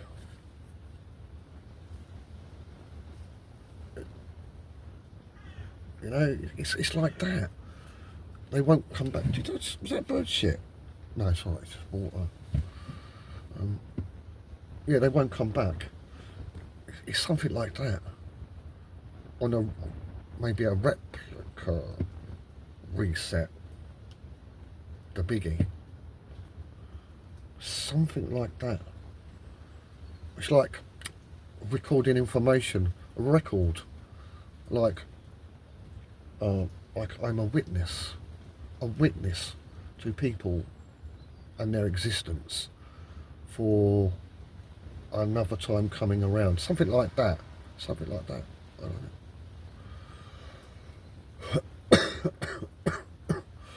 And at the end of the day, I gain nothing, I lose nothing by doing it. Or by not doing it. But there's something there. Something there. So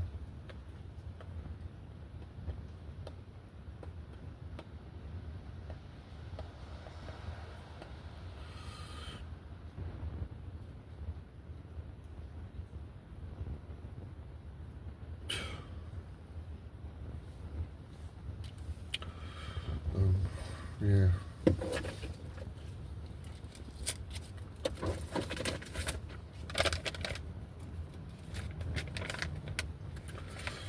Oh, well, I've got to do some little bit of work. Just processing.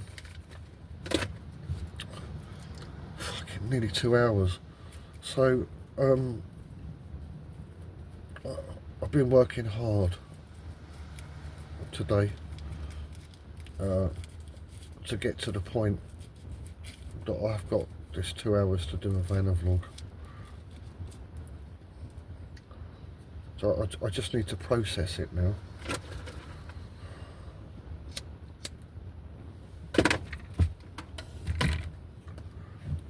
Be about 5 minutes or something.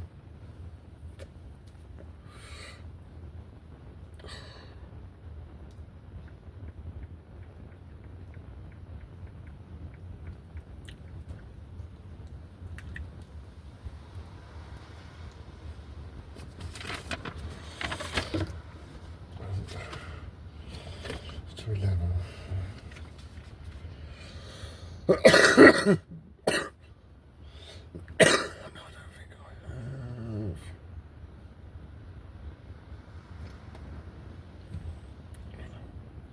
Fuck it. I had 2 cans of beer last night, so fucking, of course, in the morning now I can't fucking see, it's all blurred. But if I don't drink, I can see. It's weird. Right. Fucking 2 beers.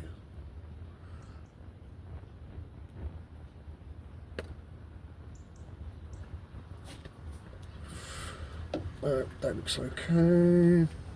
That looks okay.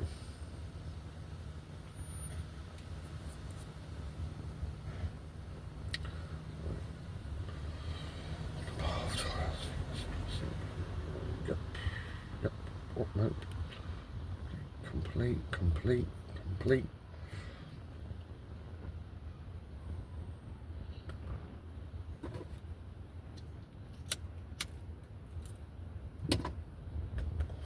I saw this like miracle spray on fucking TikTok. It's probably bollocks, but it might be right. It's like for bags under your eyes. You fucking just spray it like that, and then I think it's about 2 minutes, they're gone.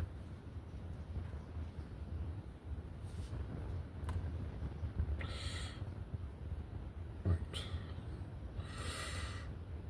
Oh no, what did I say? Oh, I've already fucking sent it.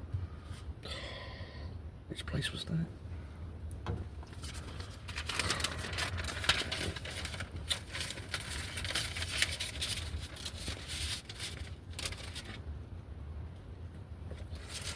It was... No.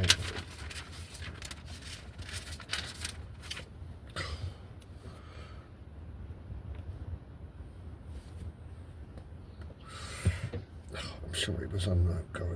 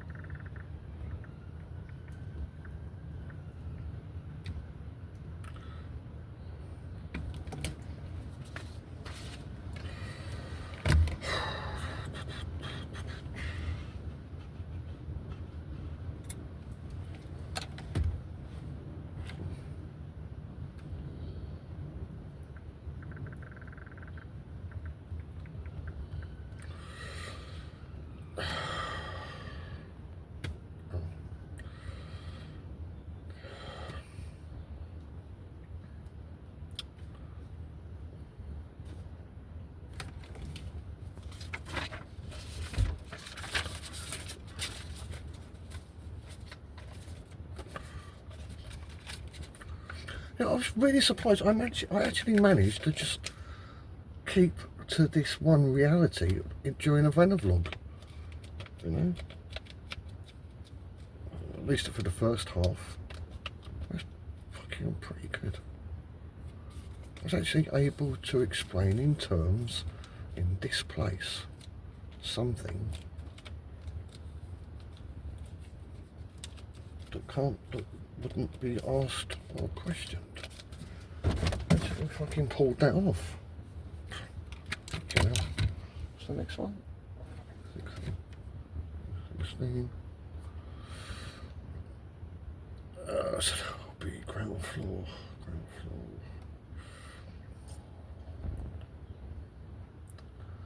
Two stories.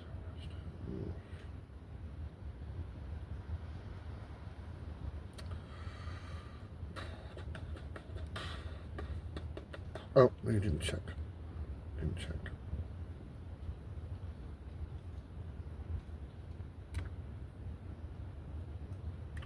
So no, I didn't go in.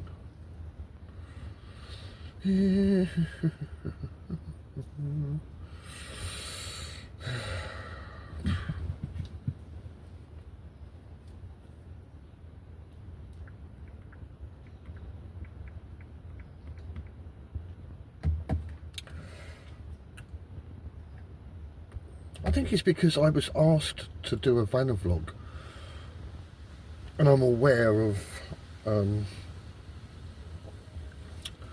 the place from where the request came from. You know, it's not just like me doing a VanaVlog because I'm like ready to do it. You know, finally got a fucking bit of peace and quiet. Maybe it's that, I don't know. Maybe that's why.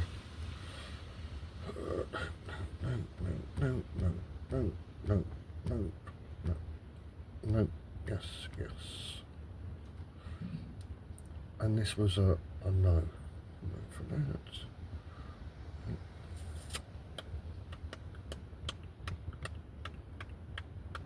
No.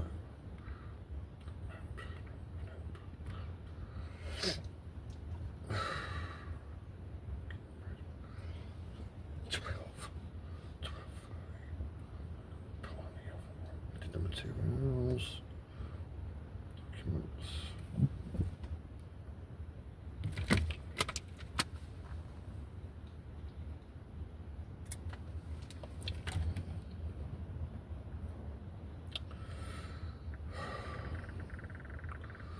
Gosh, I mean, it's been so long since I've actually been here.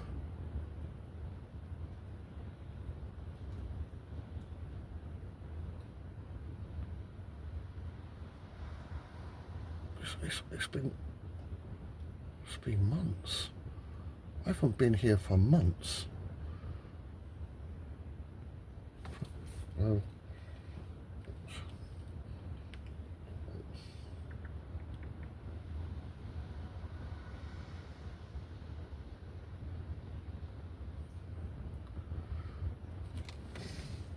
I kind of feel how you feel in this place, you know?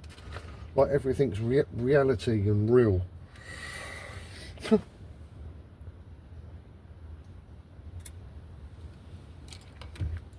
And that's all there is. I'm just fucking reliving that experience again right now.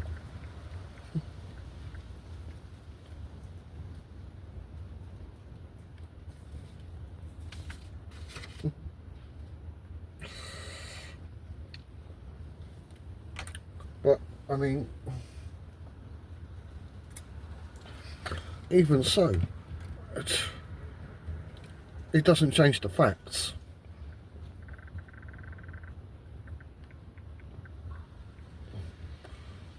Like right now, I feel like, oh, I'm sitting in a van on a hill in South Norwood.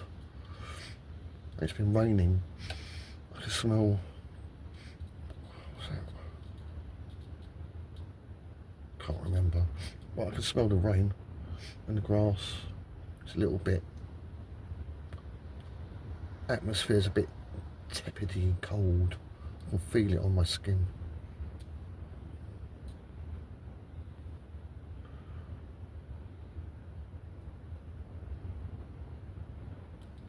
I'm like, everything's normal. Everything's normal. Houses, trees, everything's normal. It's got that vibe. But it's just fucking empty brain. It's just an empty brain experience. You know? Just like, oh, everything's fine. Yeah. Oh, it's trees, house, mortgage, tax. What time is it? Blah, blah, blah, blah, blah. Got to do me work. Blah, blah, blah, blah, blah. That's it. You know? Yeah. Right, that's done.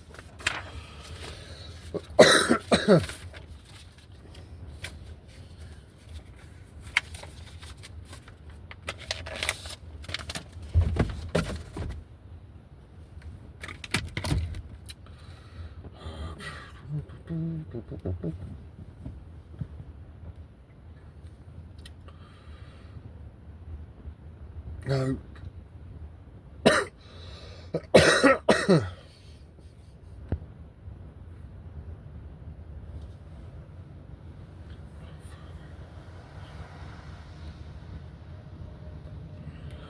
No, no, no, no, no, no, no, no, no, no, yes, yes. And that's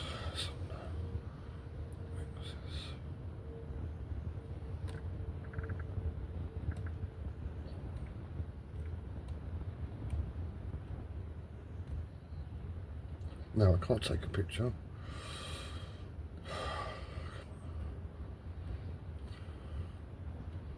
Upload the job. Yep. Can I? I'm on B. I'm on B. What was that? Wait, no. Did I? Check. Check.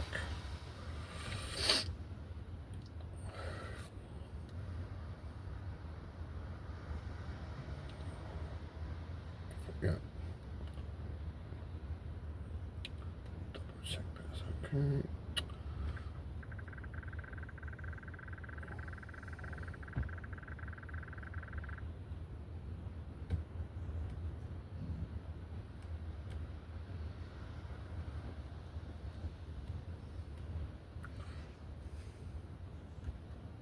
That was a yes.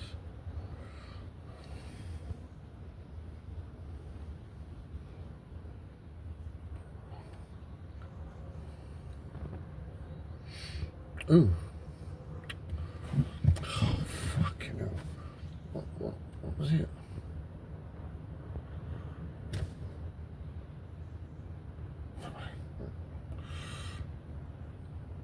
Yeah, first floor.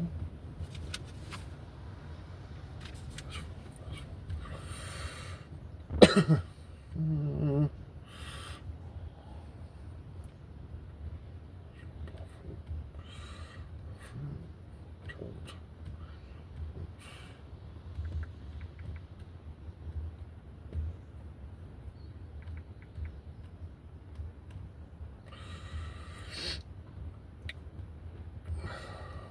One.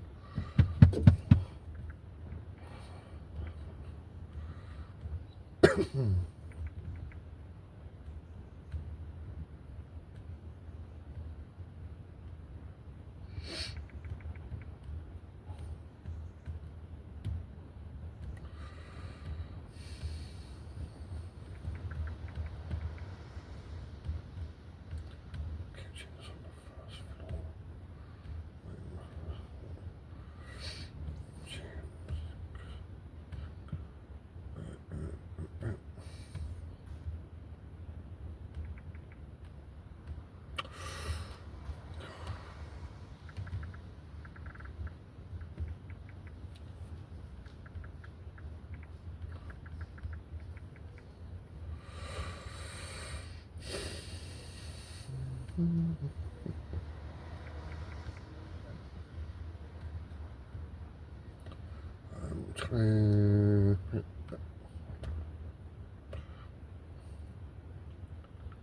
Yep.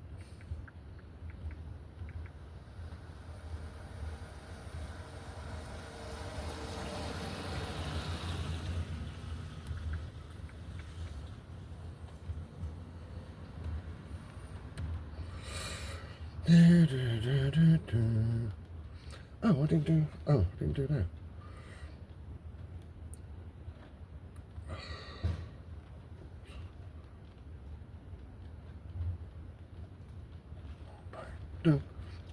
I'm back. I'm back.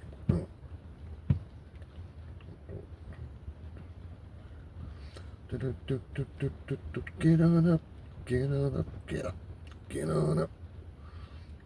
I don't know what. What am I doing?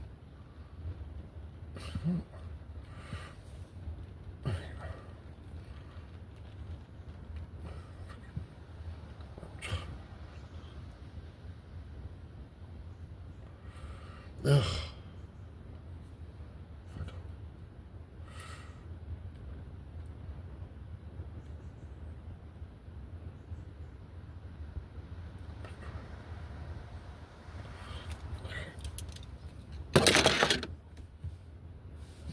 It's what? 1:30.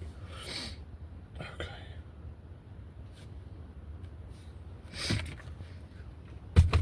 There you go. It didn't take too long, did it?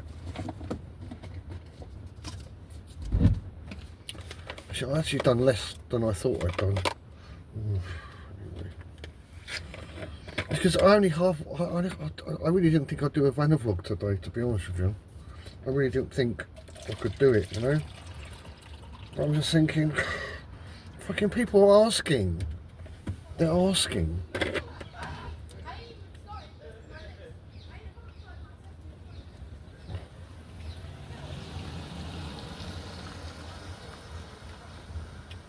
Yeah, fucking people are asking.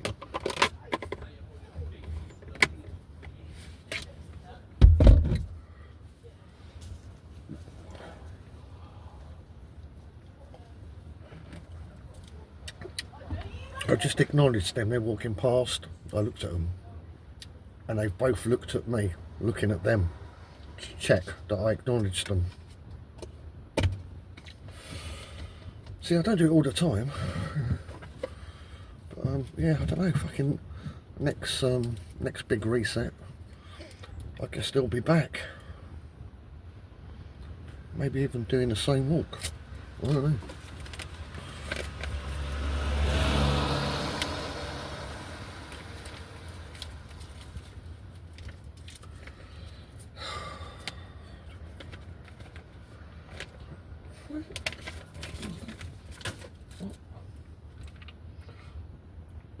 .30.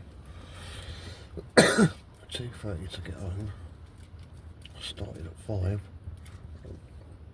No, 5:30. 6:30, 7:30, 8:30, 9:30, 10:30, 11:30, 12:30, 1:30, 2:30, 3 o'clock. I can get home at 3 o'clock. I think, hold on. 5:30. 6:30, 7:30, 8:30, 9:30, 10:30, 1:30, 2:30. Plus half an hour, 3 o'clock, yeah. I can be home by 3, right. I can be home by 3. Right. So I can leave at 2 to get there for 3. No. Right, okay. So, I mean, I could fucking make that job an hour and a half.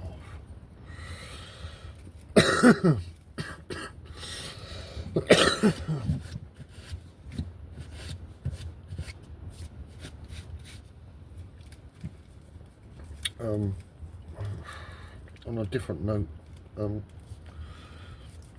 so I haven't really been in contact with people.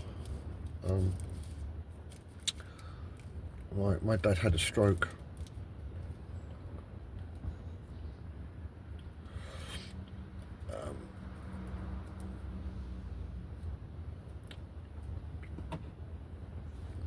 And then obviously went to hospital, and then for about a month they tormented him, and just about every day I went to see him, and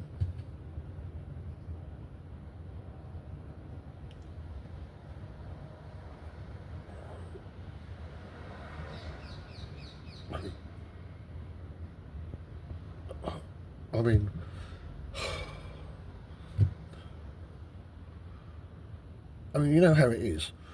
You know, you can probably take abuse and a little bit of cruelty, but if there's somebody you love and they're getting abused, or someone's being cruel to them, it's intolerable, isn't it?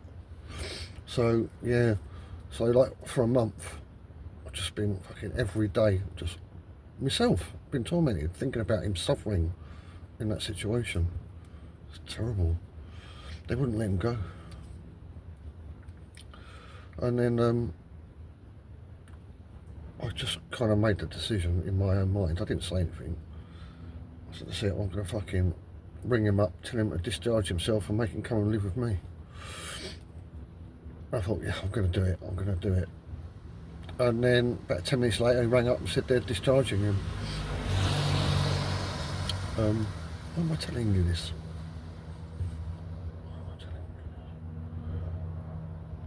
Oh yes, it's been deeply upsetting. And my fury and anger,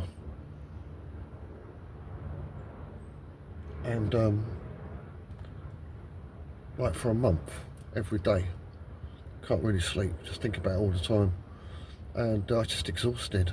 The whole thing was exhausting, and it's been back a week in his own home, but I mean, it can't use his right arm at all. So, you know, can't make a sandwich, you know, his right leg's not that great, he's fallen down the stairs a few times, and other stuff that you just don't want to know about, because it's fucking awful. And I'm okay now because he's home, and no one's being cruel to him. So, I mean, you know, if he lives or dies, this, you know, I've done my part, you know, I've done my part. I still go over every day and stuff, but I'm not fucking worried now. I mean, he might die, he could die, it's 50-50. He's fucking, you know, he's, right.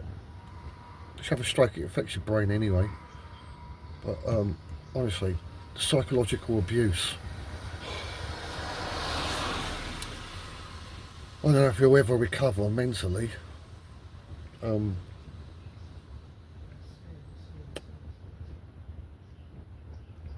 just sheer abuse has had an effect on his mind as well.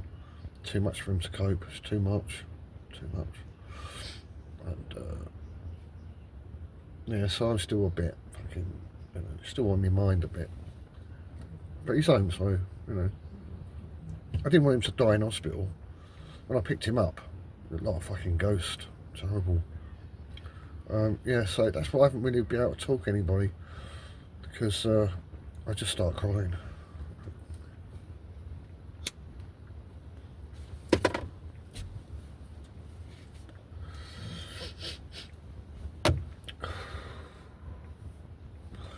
And you know, on top of that, kind of like, oh yeah, I know I'm telling you that. Yeah, because you know, you know, it's been pretty intense, and you know, I've kept getting really upset. I've kept it at bay. Been functional, practical, helpful as much as I can. But it's really only because of, you know, the way my perception of everything has changed, that it's given me, you know, the tools to be able to cope, you know? Yeah. I mean, apart from one member, none of his family come to visit him in the hospital. Oh, one did once.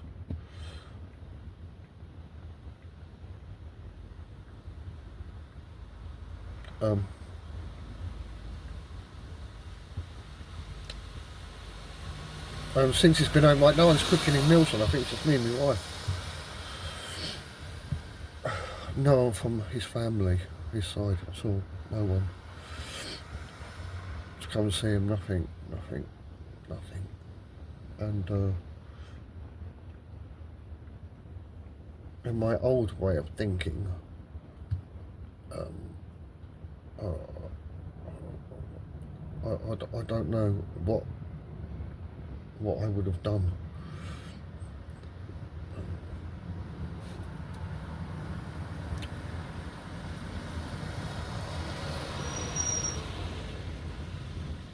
But I mean, now I'm kind of like objective. Does that mean you don't want something? I'm constructive in my thinking. So, you know, I was considering, well, you know, like, his parents are dead,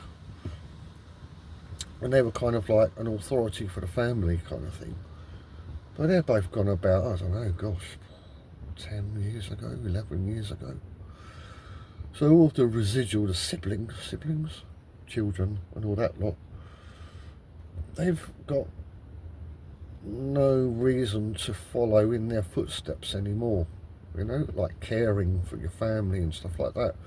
There's no one there to say, like, why aren't you helping out, blah blah blah blah, why are you leaving him alone, why aren't you doing something?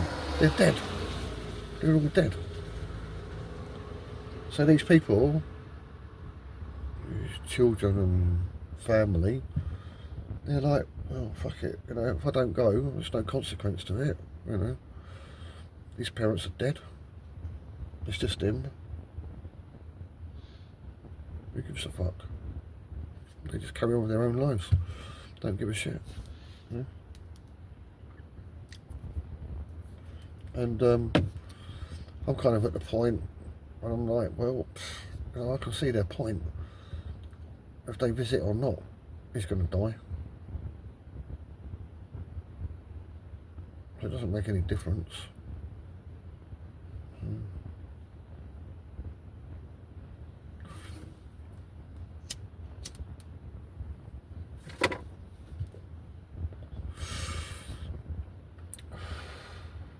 I'm sure if the parents were still alive, they'd all be, you know, they would have all been around him, helping him out, even now, you know.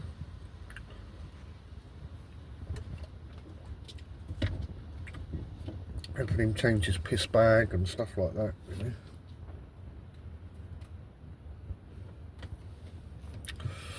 Anyway, yeah, so That's why I've not really been, you know, talking to anyone much or anything. Sorry about that. It was just quite consuming. I didn't have any room for anyone else. So, sorry. Where are those things?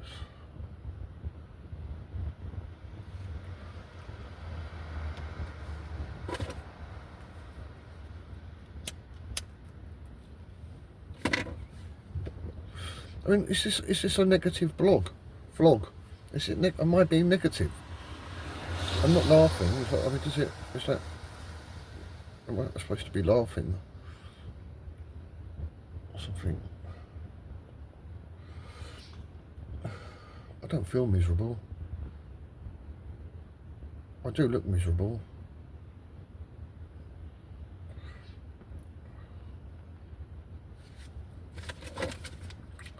She looks more miserable. Do I look the same? I don't look that miserable, do I?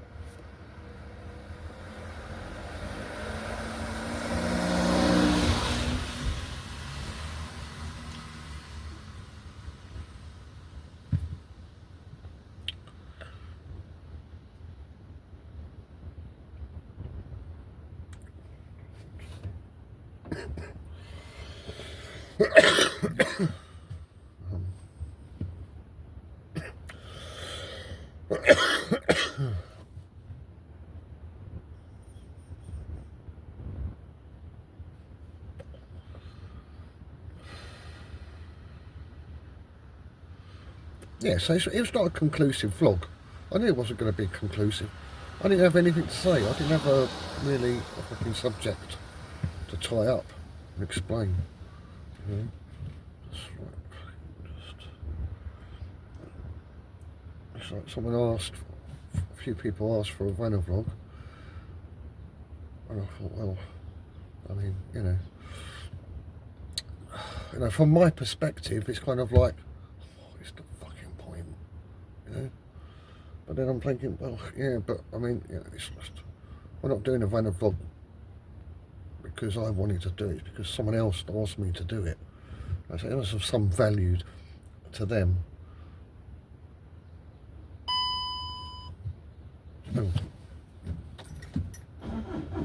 Oh, I nearly got a flat battery then. Fucking hell.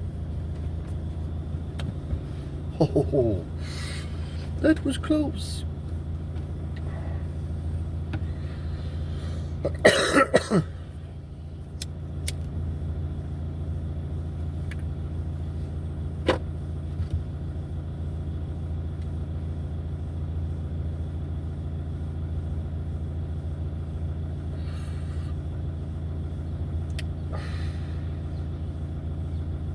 I mean, if you don't believe in flat Earth,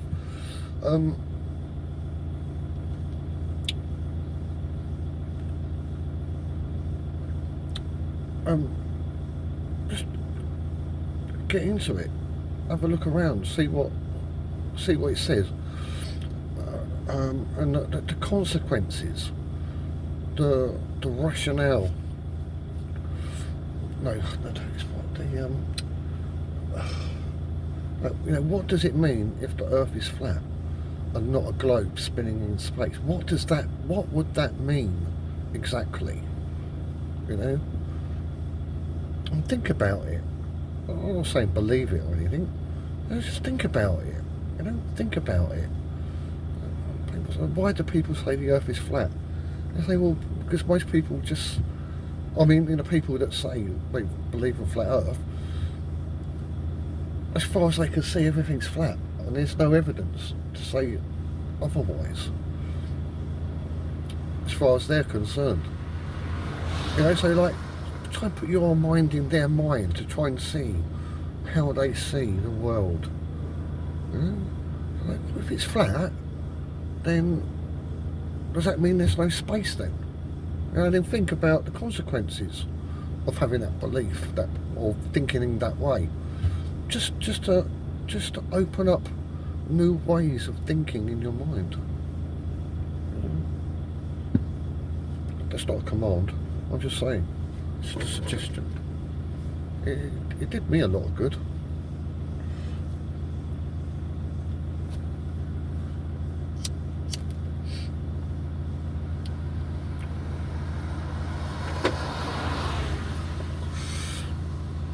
No, it doesn't work the other way, because most people that are flat earthers used to believe in the globe, in space. You know, men walking on the moon. You know, they were educated in school. Every classroom has a fucking globe. You know, they know everything that you know. They know that, but they've got a flat Earth perception, which you don't. So they've got something you haven't. You know, so even if you don't believe it, at least if you've understood, you know, you didn't lose nothing, did you?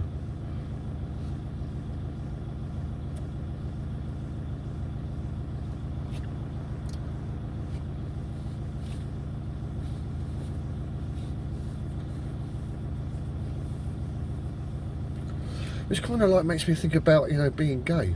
You know, should I like try and think what it's like to be gay? I just can't bring myself to do that. And that's another thing, you know, I've been thinking about. I'm thinking like, oh, you know, is being a homo wrong? Was it wrong? But based on what? Is it good? Based on what? You know, is it neither good nor bad? Yeah, probably. It's probably neither.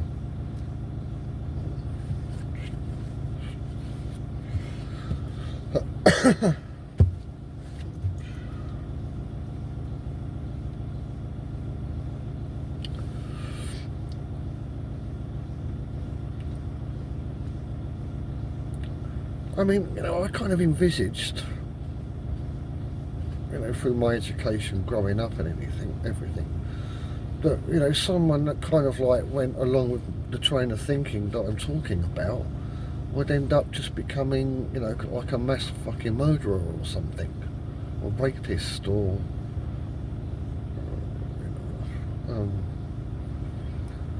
fucking serial killer.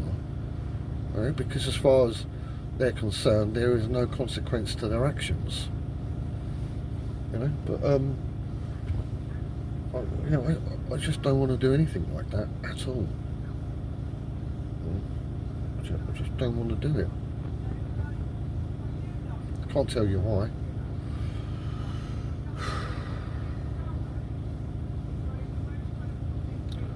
You know, there's an awful lot of stuff I don't know. You know.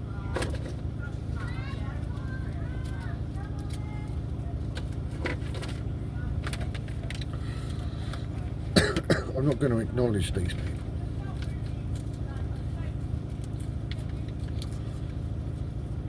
And I bet they hang about. I'm telling you. I noticed that as well.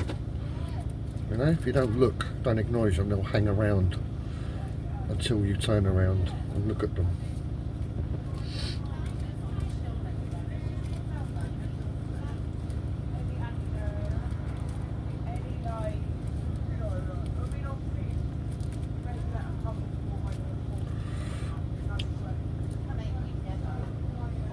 They didn't, they just kept walking.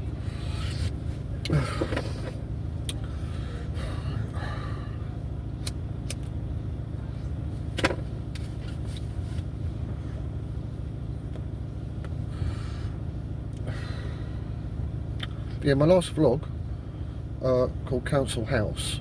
I called it Council House because that music is called Council House music. I think it's from the 1990s, that song.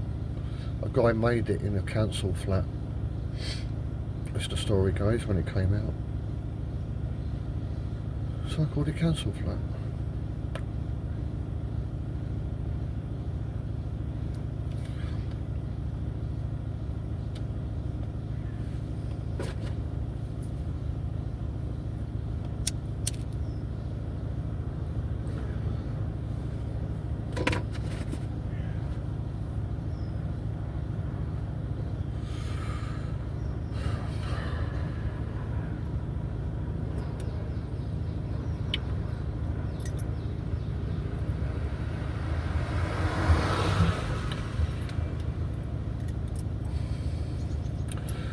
I mean, like, you know, the next thing I want to do on like Flat Earth British, if ever, is to do like a local, you know, town by town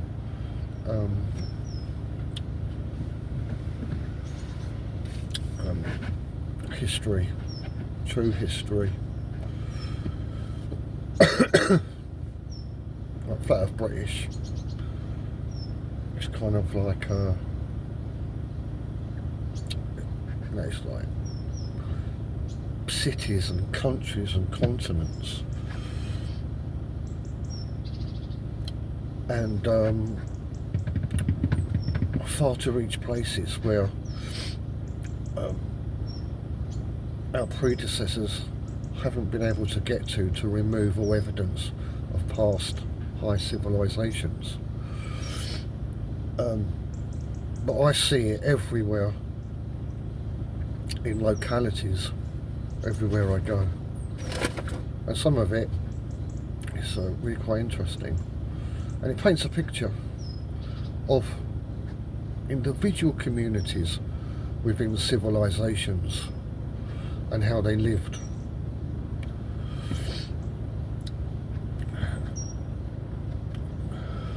But I can't do that yet.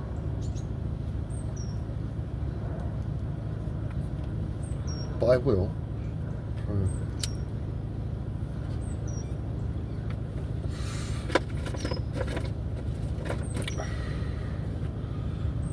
mean, I'm pretty sure, you know, I'm falling out of favour with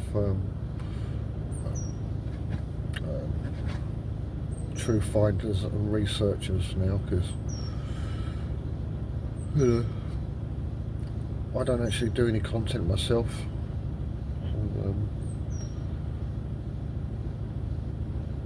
But I mean, when I start, I fucking knock it out of the park. You know, the world won't know what hit it. As if I'm still here. I might be in another collation of this reality. You know, I said it before. I mean, I couldn't tell you, but I've come to learn that this reality I'm in now today, I was not in it yesterday. It was a different reality. Within this reality, you know, this place. What to say? Oh yeah, I could mention that, couldn't I? I mentioned that.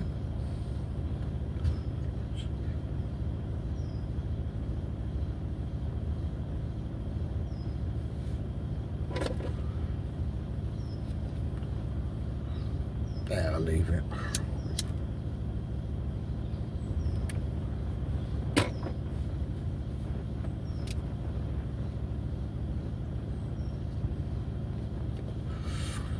Is there anything else? Fucking hell. I mean, like, Martin Leaker's vlog on the columns, that was the bollocks, mate.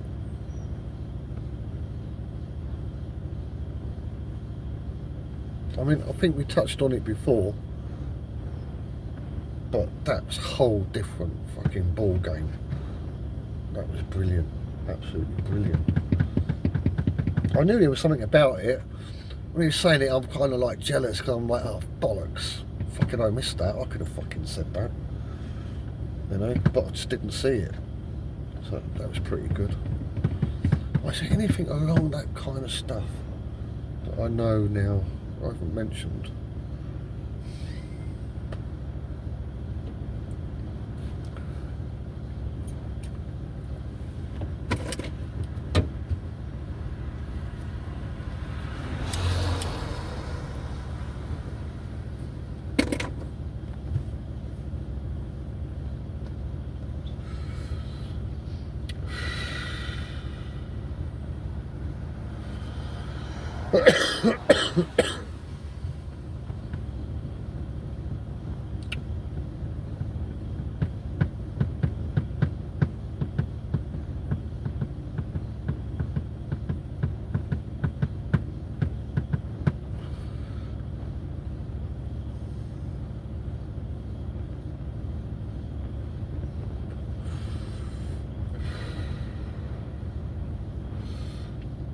No, not really. No, there isn't. No. Nope. Nope. I'm trying to think of things that, I mean, like his vlog with the columns, and he was talking about the taking the form of nature, integrating it into a column, and then you get the same frequency of that form of nature within the column. And that's a key. That's a key to understanding, you know. But I haven't got any. I haven't looked into finding any more keys or anything to understand stuff. I've noticed some things that no one else has noticed, but it's not worth noting because they're not keys.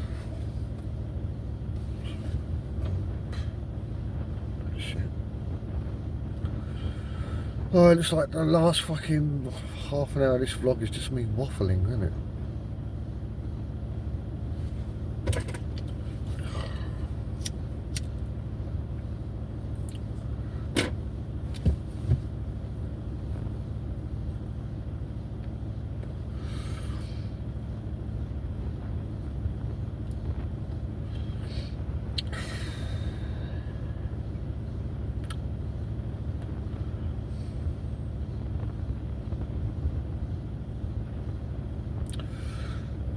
I suppose you got the saying, know thyself. But you know, if you spend your life replicating other people and their ideals and their characteristics, their personalities, you're never going to find yourself, are you? You know? And then, you know, if some event happens in your life and everything is stripped away from you, and believe me, when you're down, everybody will flee and leave you alone. No one will help you. You know, all of those characteristics and personalities and everything you've meticulously followed and crafted and made your own will just fall on the floor, you know. So you need to find yourself, you know, or define yourself, make yourself.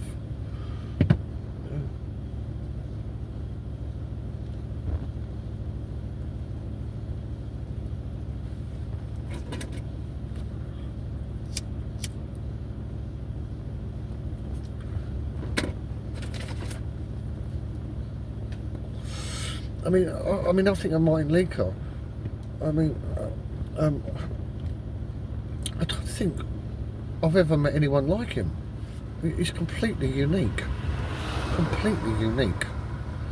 in a wonderful way. And but it would be a huge mistake on my behalf to try and mimic him. Huge mistake, because it would be a consequence of myself. You know?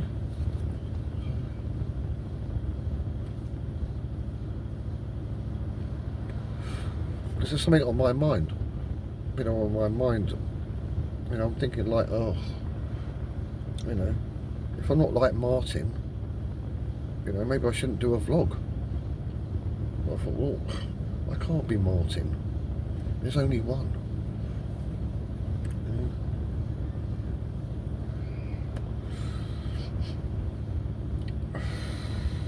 I mean, it's original. Do you know what I mean? It's original. It's an original.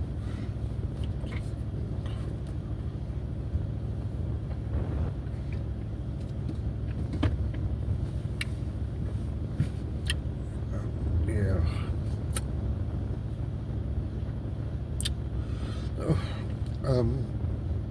I've noticed over the years,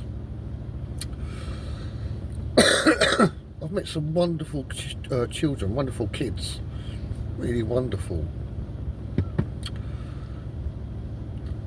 Just lovely. Just, you know, funny, clever, bright, inventive, compassionate, caring, all manner of niceties. And then, I don't know, the magic age is 13, 14, that's it. Completely different character, opposite in every way. I've seen it so many times.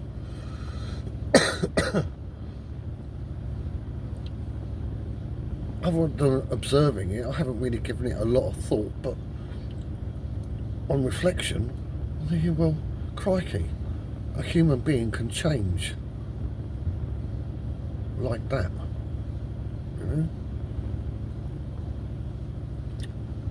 So it is possible to completely change.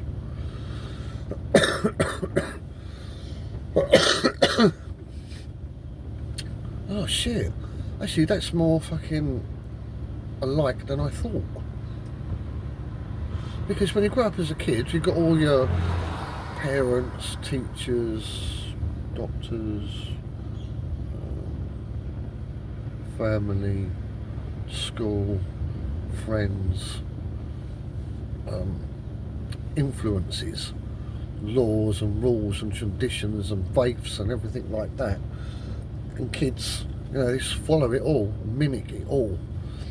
And then they just get to a certain age and they're like, fuck this, I don't have to do this anymore. I'm not going to fucking do this anymore. I want to do what I want to fucking do. You know, and they just go fucking apeshit.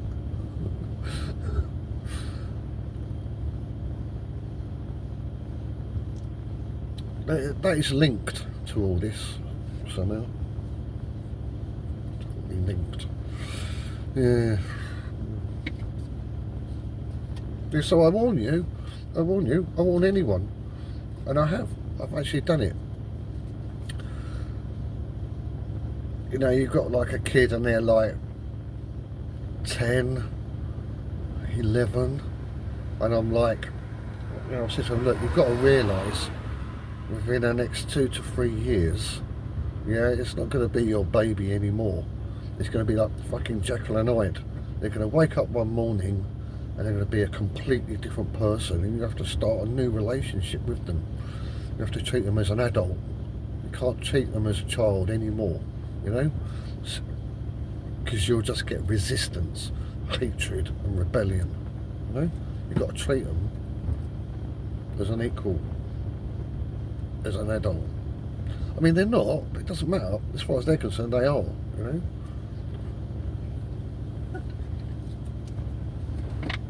So I do try to warn people.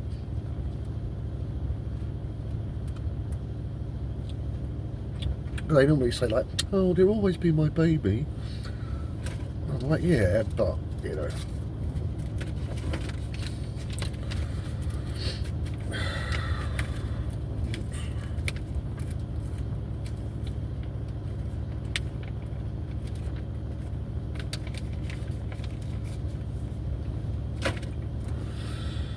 Oh, right, okay, I think I'm coming to an end now. Yeah, I think I'm coming to an end on this. 4 hours, fucking hell, it's nearly 3 hours. Fucking hell.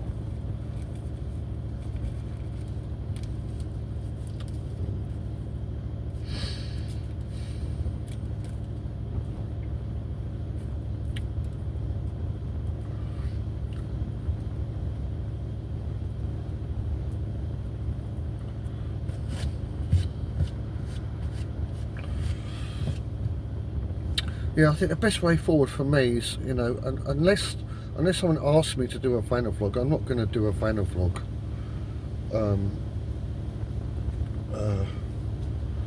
Because it's very rare that I'm actually here, just here, to be able to do a VanaVlog. I didn't think I'd ever come back here. But it's only because I took the request and considered where it's come from and where it has to go, that I ended up here. But I can't live here. So yeah, unless I get a VanaVlog up, I'll just kind of like a bit yeah. I mean, in time I will, you know, do like vlogs like on a laptop, pictures and talking about stuff, and I may walk the streets with a camera. I may do vlogs of that nature. But yeah, I can't initiate VanaVlogs. Yeah.